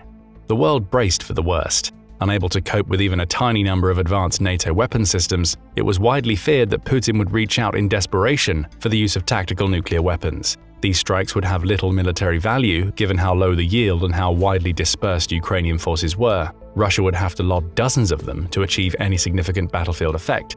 Plus, all of that fallout would just flow to Russia on prevailing winds. A few nuclear detonations on the front lines would have been the end of all Western support for Ukraine. Except America's President Biden had something to say about that, something that scared Putin enough to disregard the idea altogether. It remains unknown exactly what was exchanged between the two sides, but it is known that an American military delegation spearheaded by the Secretary of Defense met with their Russian counterparts, with Secretary Lloyd Austin laying out the exact response from the United States if Russia dropped a single nuke. While the specifics remain unclear, it's now believed that President Biden has warned that the first instance of a nuclear weapon being used would result in the US military carrying out a conventional strike to destroy the unit responsible for launching the attack. The second use of a nuclear weapon would prompt an American military strike against Russian forces in Ukraine. At the time, it was believed that this would have been the sinking of the Black Sea Fleet. A third strike would prompt a wider conventional campaign against all Russian forces currently engaged inside of Ukraine. The details remain secret and likely will for many years to come until this war is well and truly over, but President Biden had made it clear to President Putin, if you launch a single nuclear weapon, the Russian Federation's military would face the full might of American military power. Washington's warning to the Kremlin was backed up by strong signaling from Beijing deterring Russia from the use of nuclear weapons. President Xi remains a silent ally to Russia, providing untold amounts of low-level but still critical military aid to the Russian military, such as vehicles, body armor, and ammunition. Xi needs Russia to win in Ukraine because a successful Russia ties up NATO military power in Europe and prevents it from deterring his own plans to annex Taiwan by force and intimidate China's regional neighbors into concessions of valuable maritime claims. But Russia using nukes is a hard red line for China. Even India, which has been happily buying up cheap Russian gas, has warned Putin away from the use of nuclear weapons. Neither nation wants to be tied down even more than they already are to a global pariah state, significantly harming their own foreign relations and global standing. But will Putin actually listen when there's signals that growing desperation is driving him towards the nuclear option? Many were surprised when nukes didn't fly over the Kursk invasion, yet this would have made little sense as Ukrainian forces were widely dispersed and Russia would just be nuking itself. Likewise, a nuclear attack into Ukraine would have made little sense unless a large number of weapons were used, or one with a very high yield, likely against a target like a city, in order to intimidate Ukraine in the West. For over 2 years, the thought of a Ukrainian military incursion into Russia spurred thoughts of nuclear Armageddon from across the West, let alone an invasion spearheaded with Western tanks and infantry fighting vehicles. Given everything that Putin has to lose if he does resort to nukes though, unleashing them over a Kursk invasion simply doesn't make any sense. The territories liberated by Ukraine are largely strategically meaningless except to serve as a buffer zone, with little economic value and filled with Putin's least favorite Russians, poor ones. Well, that's kind of a misnomer because poor Russians are actually Putin's favorite type of Russians. It's poor Russians who he can't recruit to fight in Ukraine that Putin doesn't care about. The Kursk invasion doesn't even threaten any supply routes or disrupt any logistical or military bases supporting Russian operations inside Ukraine. Aside from the embarrassment of being invaded more successfully by the people you are trying to invade, the Kursk operation has little overall direct military value, certainly not worth using nukes over. To clarify a point though, the Kursk invasion has been a massive success with very real strategic value, spurring new aid packages from Ukraine's allies, breaking the taboo of Western weapons being used inside Russia, and forcing the Kremlin to figure out how to protect its border and limit further invasion with a military already stretched too thin for major combat operations inside Ukraine itself. The Kursk invasion has been a strategic coup. It's just that the part of Russia it captured poses little military cost on the Kremlin and can't be compared to the seizure of valuable military targets such as bases and airfields. What might be worth using nuclear weapons over though, at least in Putin's mind, is reinforcing the now broken taboo of Western arms being utilized inside Russia. If there's one thing that scares Putin, it's the thought of Storm Shadow and ATACMS missiles raining down on valuable military targets deep inside Russia. Given the difficulty in stopping Ukraine's drone campaign against extremely valuable economic targets throughout Russia, such as oil fields and processing plants, the Russian military is in no position to try to also defend its military assets against long-range attacks. These sorts of attacks could have a very real impact on the war.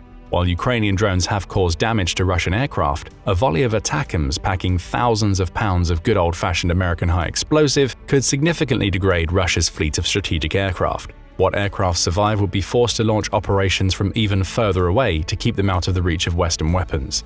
This would directly translate to a massive slowdown in Russian air operations, giving the Ukrainians badly needed breathing room. In July, Ukrainian forces in some parts of the front were experiencing as many as 50 glide bomb attacks a day. Russian fighter aircraft would face the same damage and risk, pushing them further away from the fighting as well. This would open up a big hole in the sky for Ukrainian strike and fighter aircraft, leveling the playing field significantly and creating a big opportunity for Ukraine's newest piece of Western kit, the F-16 Fighting Falcon. These aircraft, despite being older models, are still a massive leap ahead in capabilities for the Ukrainians and pose a significant threat to even Russian fighters. With the skies contested, Ukraine could use these aircraft to launch sophisticated Western munitions that are more than capable than what its Soviet-era aircraft can carry, with great battlefield effect. A ground offensive by Ukraine is also back on the cards. In 2023, Ukraine's summer offensive stymied by vast defensive fortifications, minefields, and Russia's air power. Take away Russian air power though, and Ukrainian tanks and IFVs can operate with much more freedom, while Ukrainian aircraft can provide the frontline support that Russian forces have been enjoying for most of this war. And this is why Putin is once again rattling the nuclear saber, because losing the air advantage from strikes on airfields and the significant damage that could be inflicted on Russian ground equipment and logistics could end up with him losing the war.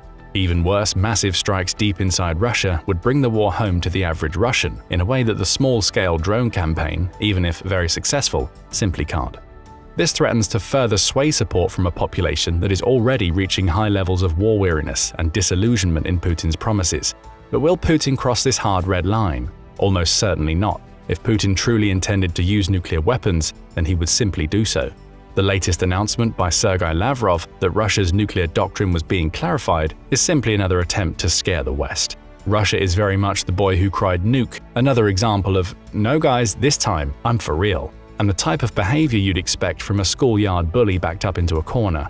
It's not just an embarrassing display, it's a signal of just how weak Russia is and how much it fears Western military power. It wasn't supposed to be like this. When Russian President Vladimir Putin launched his invasion of Ukraine, it was supposed to be a quick smash and grab. His troops would storm through the country and take Ukraine, leaving him with a huge chunk of new Russian territory. And it almost worked. During the early days of the invasion, Russian troops managed to get to the outskirts of Kyiv before being pushed back out of the city. Then came the near-unanimous support for Ukraine from major Western powers. Suddenly, Putin found himself with a war on his hands. A war that is well past the 2-year point at the time of creating this video. The smash and grab has turned into a war of attrition, and you may think that Russia is perfectly suited for that kind of war.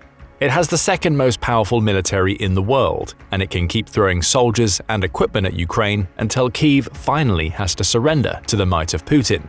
But is that really the case? Far from having a never-ending supply of equipment and soldiers to maintain its war, Russia finds itself on the brink of being the victim of the atrophy this war has created. Simply put, it's running out of everything. If Ukraine can hold on for just a little while longer, it may soon find itself fighting a toothless Russia that isn't even able to support the troops it has in the country. How is that even possible? To explain, we'll start with one of the main pieces of equipment Russia has used in its invasion: tanks. On paper, Russia is a tank behemoth.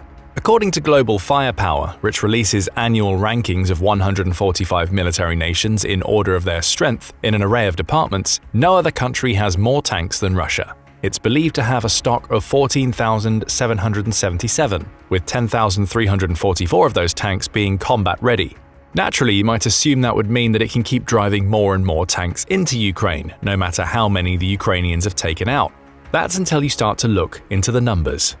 In April 2024, Forbes examined the state of Russia's army and how long it will be capable of sustaining its offensive. When looking at the country's tanks, it makes the important note that Russia is capable of producing around 500 to 600 new tanks annually, which it's using to replace the tanks it's losing in Ukraine. The problem is that it's losing tanks at a higher rate than it's replacing them. In February 2024, just before the war's 2-year point, Reuters published an article claiming that Russia had lost more than 3,000 tanks in Ukraine. That was equal to the country's entire pre-war active inventory. Plus, basic math shows us that losing 3,000 tanks in 2 years means that Russia is losing 1,500 tanks annually, yet it's only producing between 500 and 600, around a third of the amount it's losing. It's an unsustainable system, as well as one that's led to Russia having to rely on far less conventional methods of transporting its troops, methods like having them drive around in golf carts. A May 2024 article published in Forbes claims that 2023 saw Russia acquire around 2,100 Desert Cross 1003 all-terrain vehicles from a Chinese company. Though the name of this vehicle may sound impressive, the reality is that the Desert Cross 1003 is little more than a heavy-duty golf cart. It's compact, offers practically no protection to the people driving in it, and shockingly, it's been finding its way to the front lines. That's not the way these vehicles are intended to be used. It's entirely possible to see the Desert Cross 1003 serving as a useful runaround vehicle behind the war's front lines. It can be used to transfer troops and equipment between stations, meaning the purchase has a practical purpose. However, Forbes reports that Russia's troops are so starved of vehicles that they've taken to riding the Desert Cross 1003 into battle. The Desert Cross 1003 isn't suitable for the front lines. The vehicle weighs just 1.5 tons and has an 85 horsepower engine, with no heavy armaments or armor to protect the crew inside. For those reasons, it becomes easy pickings for Ukraine and its drones. Several reports suggest that Russians riding these golf carts have been shredded by drone fire. One such incident saw the Drone Strikes Company, typically a support branch for Ukraine's 47th Mechanized Brigade, spot a team of 7 Russian soldiers riding a Desert Cross 1003. After briefly monitoring the Russians from the air, the strike drones company concluded they'd be able to do little to defend themselves from a drone attack, so it launched one. All 7 Russian infantrymen were killed in the attack, and worse yet for Putin, the entire thing was recorded as it happened by the drones before being uploaded onto the Telegram social media network. But let's come back to tank numbers. Though Russia is only building enough tanks to replace about a third of its inventory annually, it's still able to send more tanks into Ukraine. That's according to Henry Boyd, who's the Senior Fellow for Military Capability at the International Institute for Strategic Services. He estimates that Russia managed to put between 1,000 and 1,500 tanks into service between February 2023 and 24, which would be enough to replace the tanks it's already lost. The problem? The vast majority of those tanks are older models that are extremely vulnerable to Ukrainian anti-tank defenses such as the Javelin system. The situation is so bad, according to Boyd, that only 200 of the tanks Russia sent to Ukraine during that period were new models. The rest were refurbished tanks, some dating back to the early post-World War II era of the Soviet Union. Moscow has been able to trade quality for quantity, Boyd claims, going on to point out that it could likely sustain another 3 years of heavy tank losses by relying on and refurbishing its older inventory. However, the longer Russia relies on these older tanks, the heavier those losses may become. After all, Ukraine has the ability to take out tanks en masse. It's proven that already. Sending older tanks in after new ones is simply a recipe for the country to be able to destroy more of Russia's inventory. That may be why we're seeing some Russian troops resorting to driving unarmored golf carts around Ukraine. Their tanks are being destroyed at such a rapid rate that there simply aren't enough to go around on the front line that stretches for around 600 miles.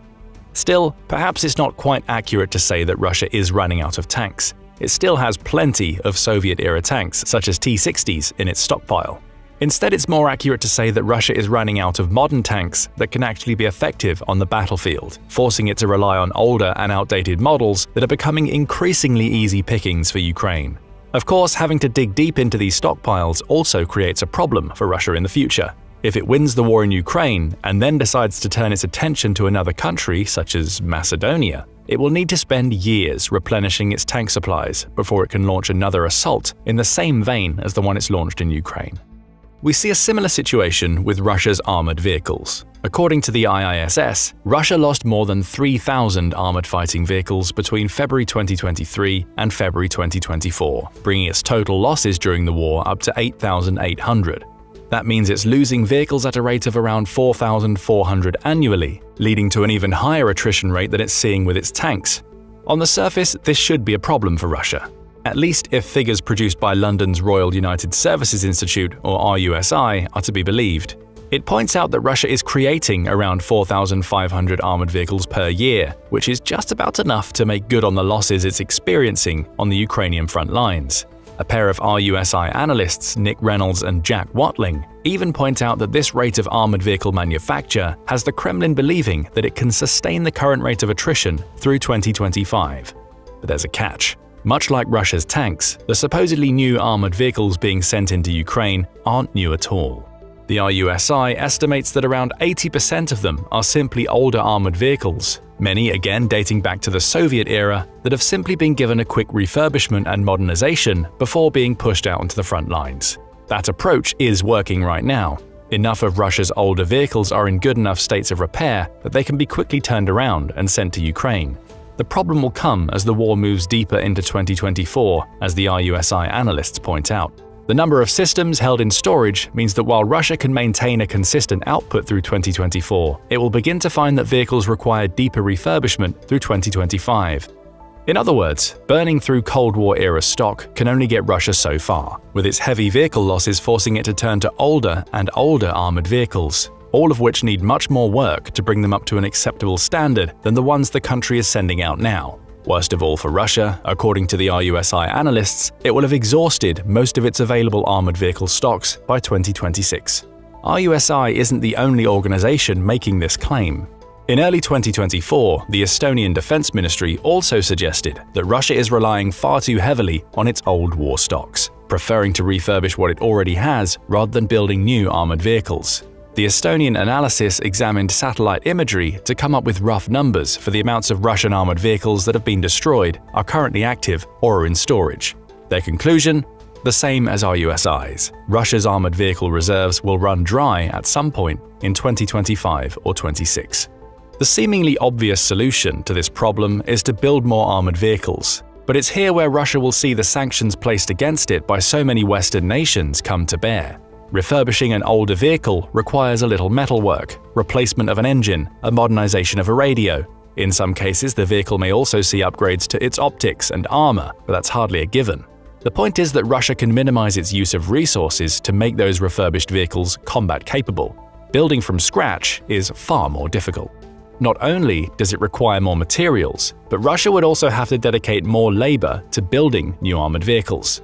It may be able to handle the latter issue, but when it comes to stockpiling what it needs, the Estonian Defense Ministry points out that significantly improving production quality under international sanctions is likely unrealistic, even in the medium term. The problems Russia faces are threefold. It's going to increasingly struggle to get machine tools, high-quality components, and factory equipment if the sanctions against it remain in place. Of course, Putin has options. He could import these tools and components from China, though that option comes at the expense of quality, according to the Estonian analysts.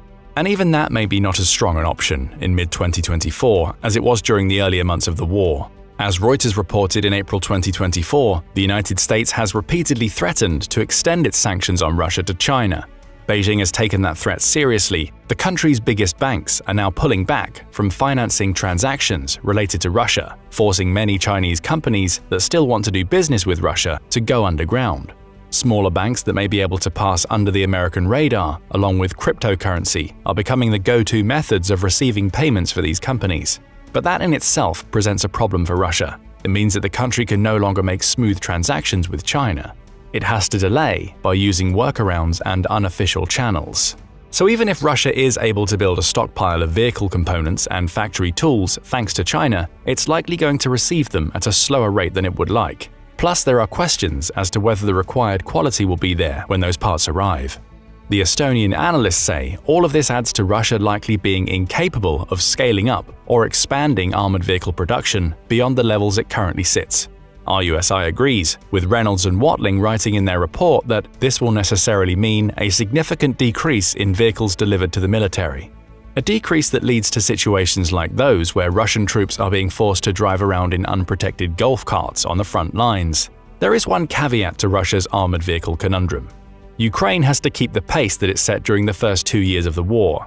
Destroying Russia's armored vehicles at a rate of around 4,500 per year will mean that it surpasses Russia's ability to bring more vehicles to the front lines. Ukraine simply needs to hold out, allowing the sanctions placed on Russia to force it to dig deeper into its mothballed stockpiles of armored vehicles as it struggles to manufacture new ones itself. Now let's switch the focus to people. In February 2024, CBC reported that a senior US Pentagon official claimed that Russia had lost 315,000 soldiers in the first 2 years of the war. For context, that's equivalent to the entire army that Russia sent to Ukraine, meaning Moscow has essentially needed to raise 2 armies for the war. It's perfectly capable of doing that. As Global Firepower reports, Russia has around 69.5 million people who could be part of its military, with 46.4 million fit for service and a further 1.275 million reaching military age every year. If that's the case, how could Russia possibly be running out of people for its war? Even with the loss of over 300,000, and the number may be closer to 400,000 if Ukraine's statistics are accurate, Russia has been both able to replace its lost ground troops and has more people it can send to the front lines when needed. But there are multiple issues at play here. The first is that many of Russia's soldiers simply don't want to be in Ukraine. In April 2024, AP News quoted the Russian media outlet Mediazona when it pointed out that there have been more than 7,300 cases of Russian soldiers going AWOL since the beginning of the war. That may not seem like a high number in the context of the 300,000 plus that were sent into Ukraine. That is until you realize that it represents a 6-fold increase in the number of deserters in the year before the war began. Other groups and countries are reporting record numbers too. For instance, Idite Lesom, roughly translated to Get Lost, is a group operated by Russian activists in Georgia. It exists to help soldiers who wish to desert disappear from Russian military scrutiny. It says that just 3% of the requests it received came from Russian soldiers seeking to leave the military in the spring of 2023. But by January 2024, that percentage had increased to around 30%, with the group receiving around 500 such requests during the first 2 months of 2024. Again, these numbers are small in the grand scheme of Russia's army, but they are indicative of a morale issue that could lead to even more Russian soldiers deserting as the war continues. Plus, even those who don't desert may still lack the morale needed to fight as well as they otherwise might, weakening Russia in the process. As for countries, they are encountering more and more Russians at their borders. The AP News report points out that the United States granted refugee status to fewer than 300 Russians in 2022. However, Customs and Border Patrol says that it encountered more than 57,000 Russians trying to enter the United States in 2023, 44,000 more than it encountered in 2021. France has seen a similar increase in Russian citizens seeking asylum or refugee status, with AP News noting a 50% increase in asylum requests between 2022 and 23. And the data from Germany is similar. It received 7,663 first-time asylum applications from Russian citizens in 2023, which is more than 3 times the amount it received in 2022. It's not known how many of these people are or were soldiers. Still, there's a clear trend of Russian citizens leaving their home country because they don't want to get dragged into a war that they clearly don't support. On a wider scale, the BBC estimates that anywhere between several hundred and several million Russians had left their homes by June 2023.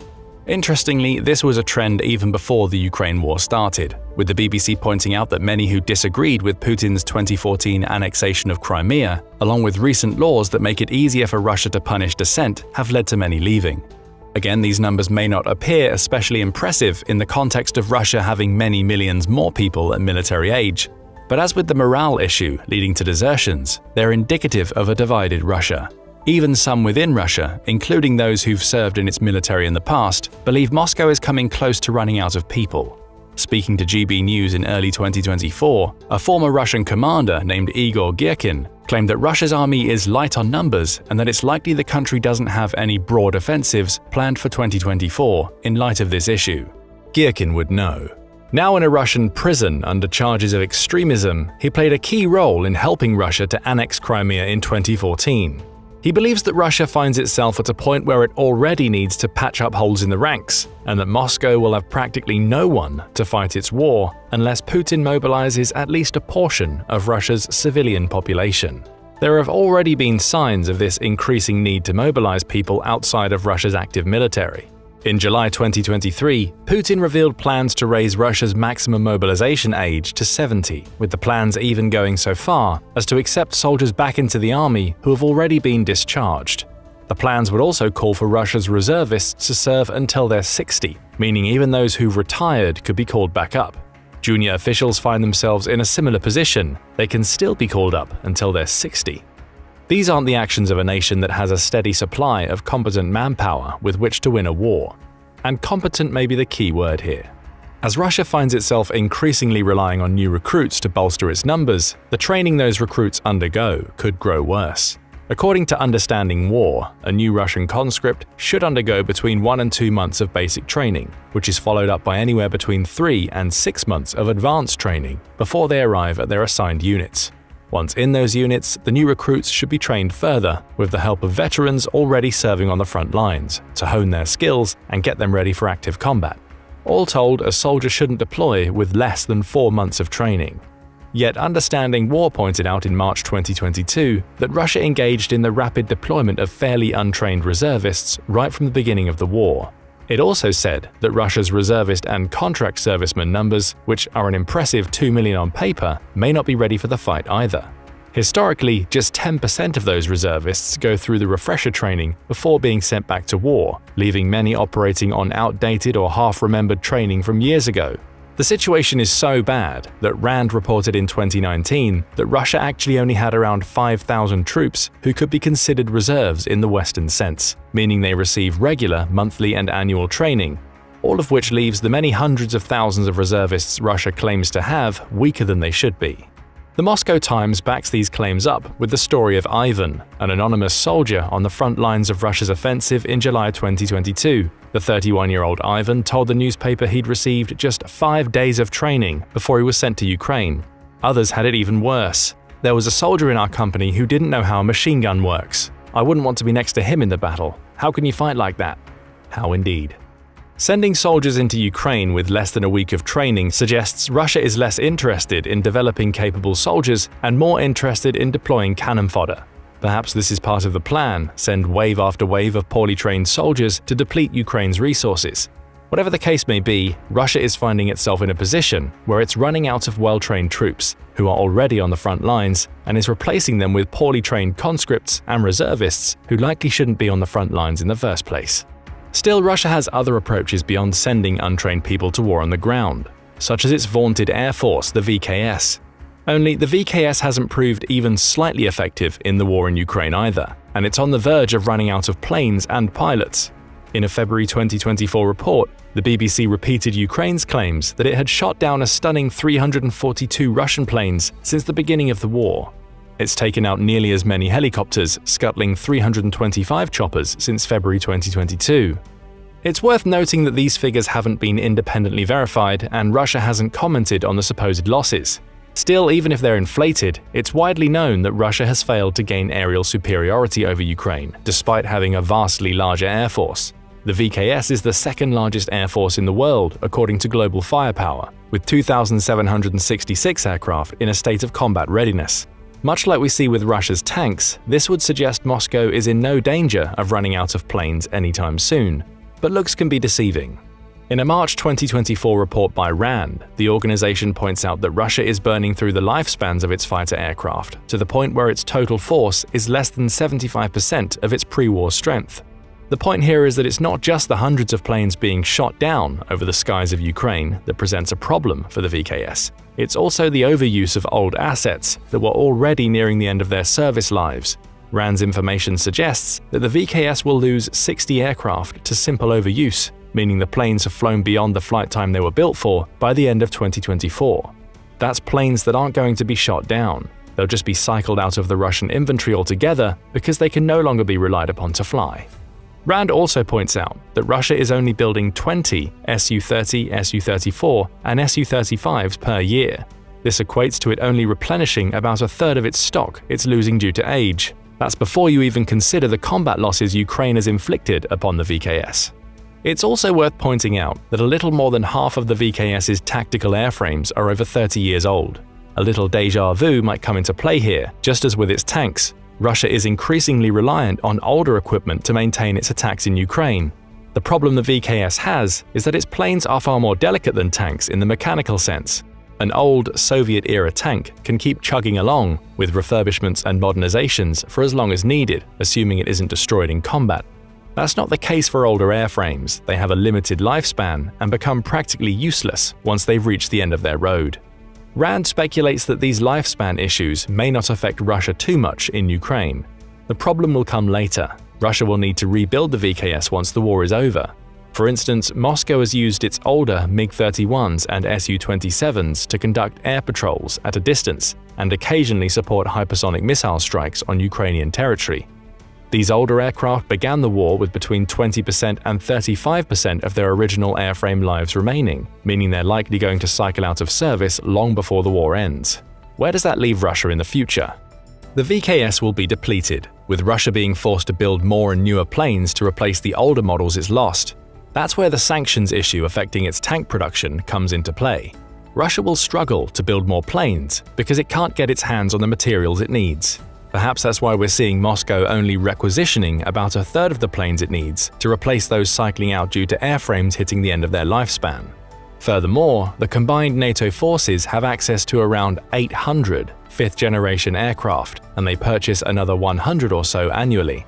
Russia is relying on Soviet-era planes that are also going to be unable to fly, while failing to replenish the VKS with fifth-generation jets that could keep it competitive with other countries after the Ukraine war ends. And it's not just planes that present a problem to the VKS. Pilots are also an issue. That's according to Colonel Hannes Tumsalu, who's part of the reservist Estonian Defense Forces. When examining the sinking of Russia's Novichokazk warship in 2023, he pointed out that the Ukrainians apparently struck the ship with French Scalp cruise missiles launched from Su-27 jets. Given that those missiles have a range of 155 miles, Ukraine can now fire on targets from outside of Russia's aerial defense zone. But more worrying for Russia, according to Tumsalu, is the possibility that it's running out of experienced pilots. How else could you explain Russia failing to put up a defense against the missiles Ukraine used to sink the Novichokazk? Or as Tumsalu puts it, the young do not yet understand how to fight the old, experienced ones. That's an opinion shared by Yuri Inhat, a spokesperson for Ukraine's Air Force, who spoke to Pravda in May 2023 to discuss the state of the VKS. He pointed out that Russia continues to train pilots, meaning it's not going to run out of people to put in planes anytime soon. In fact, it has between 100 and 150 pilots graduating from its training schools annually. The problem for the VKS is that this plays into Ukraine's hands. Inhat says he doesn't believe the VKS will run out of pilots. However, as he states, it's obvious that the quality of the Russian personnel will diminish. Russia's early aerial losses in the war not only saw it lose equipment, it also sacrificed many pilots who had combat experience in Syria. The replacements are essentially being forced to learn on the job, coming fresh out of pilot school, only to find themselves deployed into a combat situation. Perhaps that, combined with aging airframes, is why Russia has limited the use of its VKS in the war. It's running out of good planes and quality pilots to fly them. Then there's Russia's Navy. We mentioned the loss of the Novichokazk warship earlier, and that's far from the only ship Russia has lost during the war. The strangest thing about this situation is that Ukraine barely has a navy to speak of. Global Firepower says it has just 104 assets, with most of those being simple patrol boats that aren't effective in a naval battle. We should have seen Russia take advantage of that fact. The dreaded Black Sea Fleet should have dominated the waters that give it the name, providing Moscow with a waterborne passage into Ukraine, but that isn't what's happened. Instead, Ukraine has wreaked havoc on the Black Sea Fleet. In March 2024, Ukraine announced that it had destroyed or disabled around a third of the warships in the Black Sea Fleet since the beginning of the war. That announcement came in the wake of Ukraine scuttling the Kostiantyn-Olshansky as it rested in the docks of Sevastopol, with the strike also managing to cause damage to a pair of Russian landing ships, the Azov and Yamal. It's a story that's repeated multiple times during the conflict. Russia's Black Sea Fleet has proven ineffectual, at least compared to the impact it was expected to have. Ukraine has made clever use of missile strikes, such as the one targeted at Sevastopol, as well as unmanned maritime drones to pick away at Russia's navy. Take the sinking of the Caesar Kunikov warship as another example. In a 3-minute video released following the ship's sinking, observers watched as a small speedboat sped toward the warship. After drawing nearer, there's a huge explosion. The Caesar Kunikov is seen rolling onto its port side before sinking beneath the waves. That speedboat wasn't a boat at all, at least not in the traditional sense. It was an unmanned maritime drone called the Magura 5 that Ukraine essentially used to launch a kamikaze attack, only without a human sacrificing themselves to take out a Russian ship. That incident caused Putin to strip command from the admiral who leads the Black Sea Fleet. Russia's problem is that it now faces a new era of warfare, one in which its ships are vulnerable to unmanned attacks and missile strikes, as well as the traditional warfare of old. It's not fighting a naval battle, at least not one it can recognize, with Ukraine, and yet it's still losing many of the ships it sends into the Black Sea. Worse yet, it's struggling to replace them. That's according to Katarina Zisk, a professor of international relations and contemporary history who works with the Norwegian Institute for Defense Studies. She points out that Putin issued an order for a constant Russian naval presence way back in December 2013, clearing the way for the construction of special ice-class vessels that come equipped with ice-breaking capabilities to make that presence possible. Russia's shipbuilding industry presented plans, and Moscow has invested heavily in developing these vessels. Yet nothing of substance is emerging from Russia's shipyards. The LK-110, which should be Russia's next-generation nuclear-powered icebreaker, is still in its development phase. But far more worrying for Moscow is that its naval development program is stalling out, even at its earliest phases, due to the combination of economic, financial, and structural problems. Zisk explains that ineffective resources and corruption, all added to the sheer cost of developing new ships, has slowed construction to a crawl. She also points to Western sanctions as having hit Russia's shipbuilding industry hard. Those sanctions were put in place when Russia annexed Crimea in 2014 and have only intensified since the beginning of the Ukraine war. Zisk highlights how Russia's navy is cut off from much of the equipment it needs to build its next generation of ships, with diesel-powered units that used to come from Germany now being far harder to come by. Gas turbine engines Moscow used to buy from Ukraine have also dried up, for obvious reasons. Christian Arland, a senior researcher at the Norwegian Defense Research Establishment, adds to this, claiming that Russia's entire shipbuilding industry is plagued by uncertainty. Assuming that construction starts before the end of this decade, the first vessel of the class is unlikely to be completed before 2025 at the earliest, he told the Barrent Observer in 2016. Time has proven him correct. Returning to the Black Sea Fleet, a May 2024 Forbes article points out that Ukraine's steady degrading of the Black Sea Fleet, it sunk 15 of the 36 warships the fleet had prior to the war, is moving at such a pace that Russian manufacturing can't keep up. It's also worth pointing out that Turkey is blocking Russia from sailing ships through the Bosporus Strait to reach the Black Sea. As such, Russia is forced to supplement its fleet with smaller ships, which are easier targets for Ukraine as it tries to build more ships in the Black Sea shipyards. Those shipyards are in range of Ukraine's drones. That leaves Russia in a position where it's trying to build new missile corvettes to enter the Black Sea, all while under constant threat of Ukrainian strikes during the construction phase. And even when those corvettes enter the Black Sea, they're getting sunk so fast that Moscow can't keep up. After all, you only have to look at what happened to the Cyclone, a Russian missile corvette that entered the Black Sea in July 2023. Just 10 months after entering service, that ship is now resting on the sea floor, a victim of a Ukrainian strike on Sevastopol. People, planes, ships, tanks, armored vehicles, Russia is gradually whittling down its supplies of all of them, forcing it to rely on outdated Soviet-era technology to continue its war against Ukraine. And those aren't its only problems. Even on the basic equipment level, Russia is struggling to provide for its troops on the ground. Numerous reports during the war suggest that Russia often sends troops into battle without even the most basic equipment they need to put up a fight. A January 2023 report published in Radio Free Europe offers one example.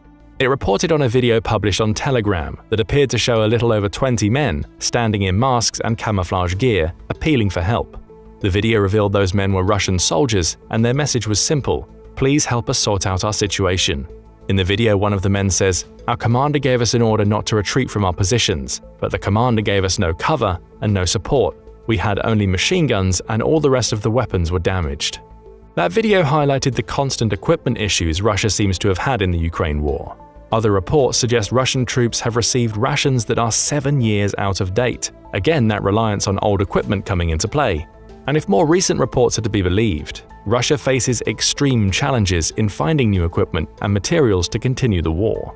That's according to a February 2024 article published by the BBC, which quoted a Western official who says that Russia's domestic ammunition production capabilities are currently insufficient for meeting the needs of the Ukraine conflict.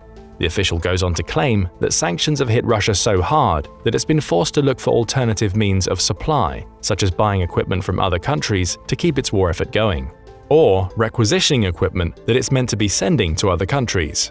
The BBC reports that Russia did exactly that to India, keeping hold of equipment it was meant to be sending for use in the war. Perhaps that partially explains why India is now increasingly buying from Western suppliers. Russia's supply is drying up, and it can't get the weapons it needs from Moscow anymore. There's also Russia's artillery problem. Forbes estimates that Russia has around 2,000 howitzers stationed across the 600-mile front in Ukraine, with those howitzers firing a combined 10,000 shells daily. That comes out to around 5 shells per day, though it's likely more for the artillery that's stationed in the most critical areas of the front lines. Even at 5 rounds per day, that means the average Russian artillery barrel will last for about a year before its steel becomes too brittle. Those barrels need replacing. So Russia finds itself in a similar position as it does with so much of its equipment. Not only is it losing artillery by the shed load, one report suggests it lost 1,143 pieces to Ukraine since the war began, but the artillery it still has is degrading.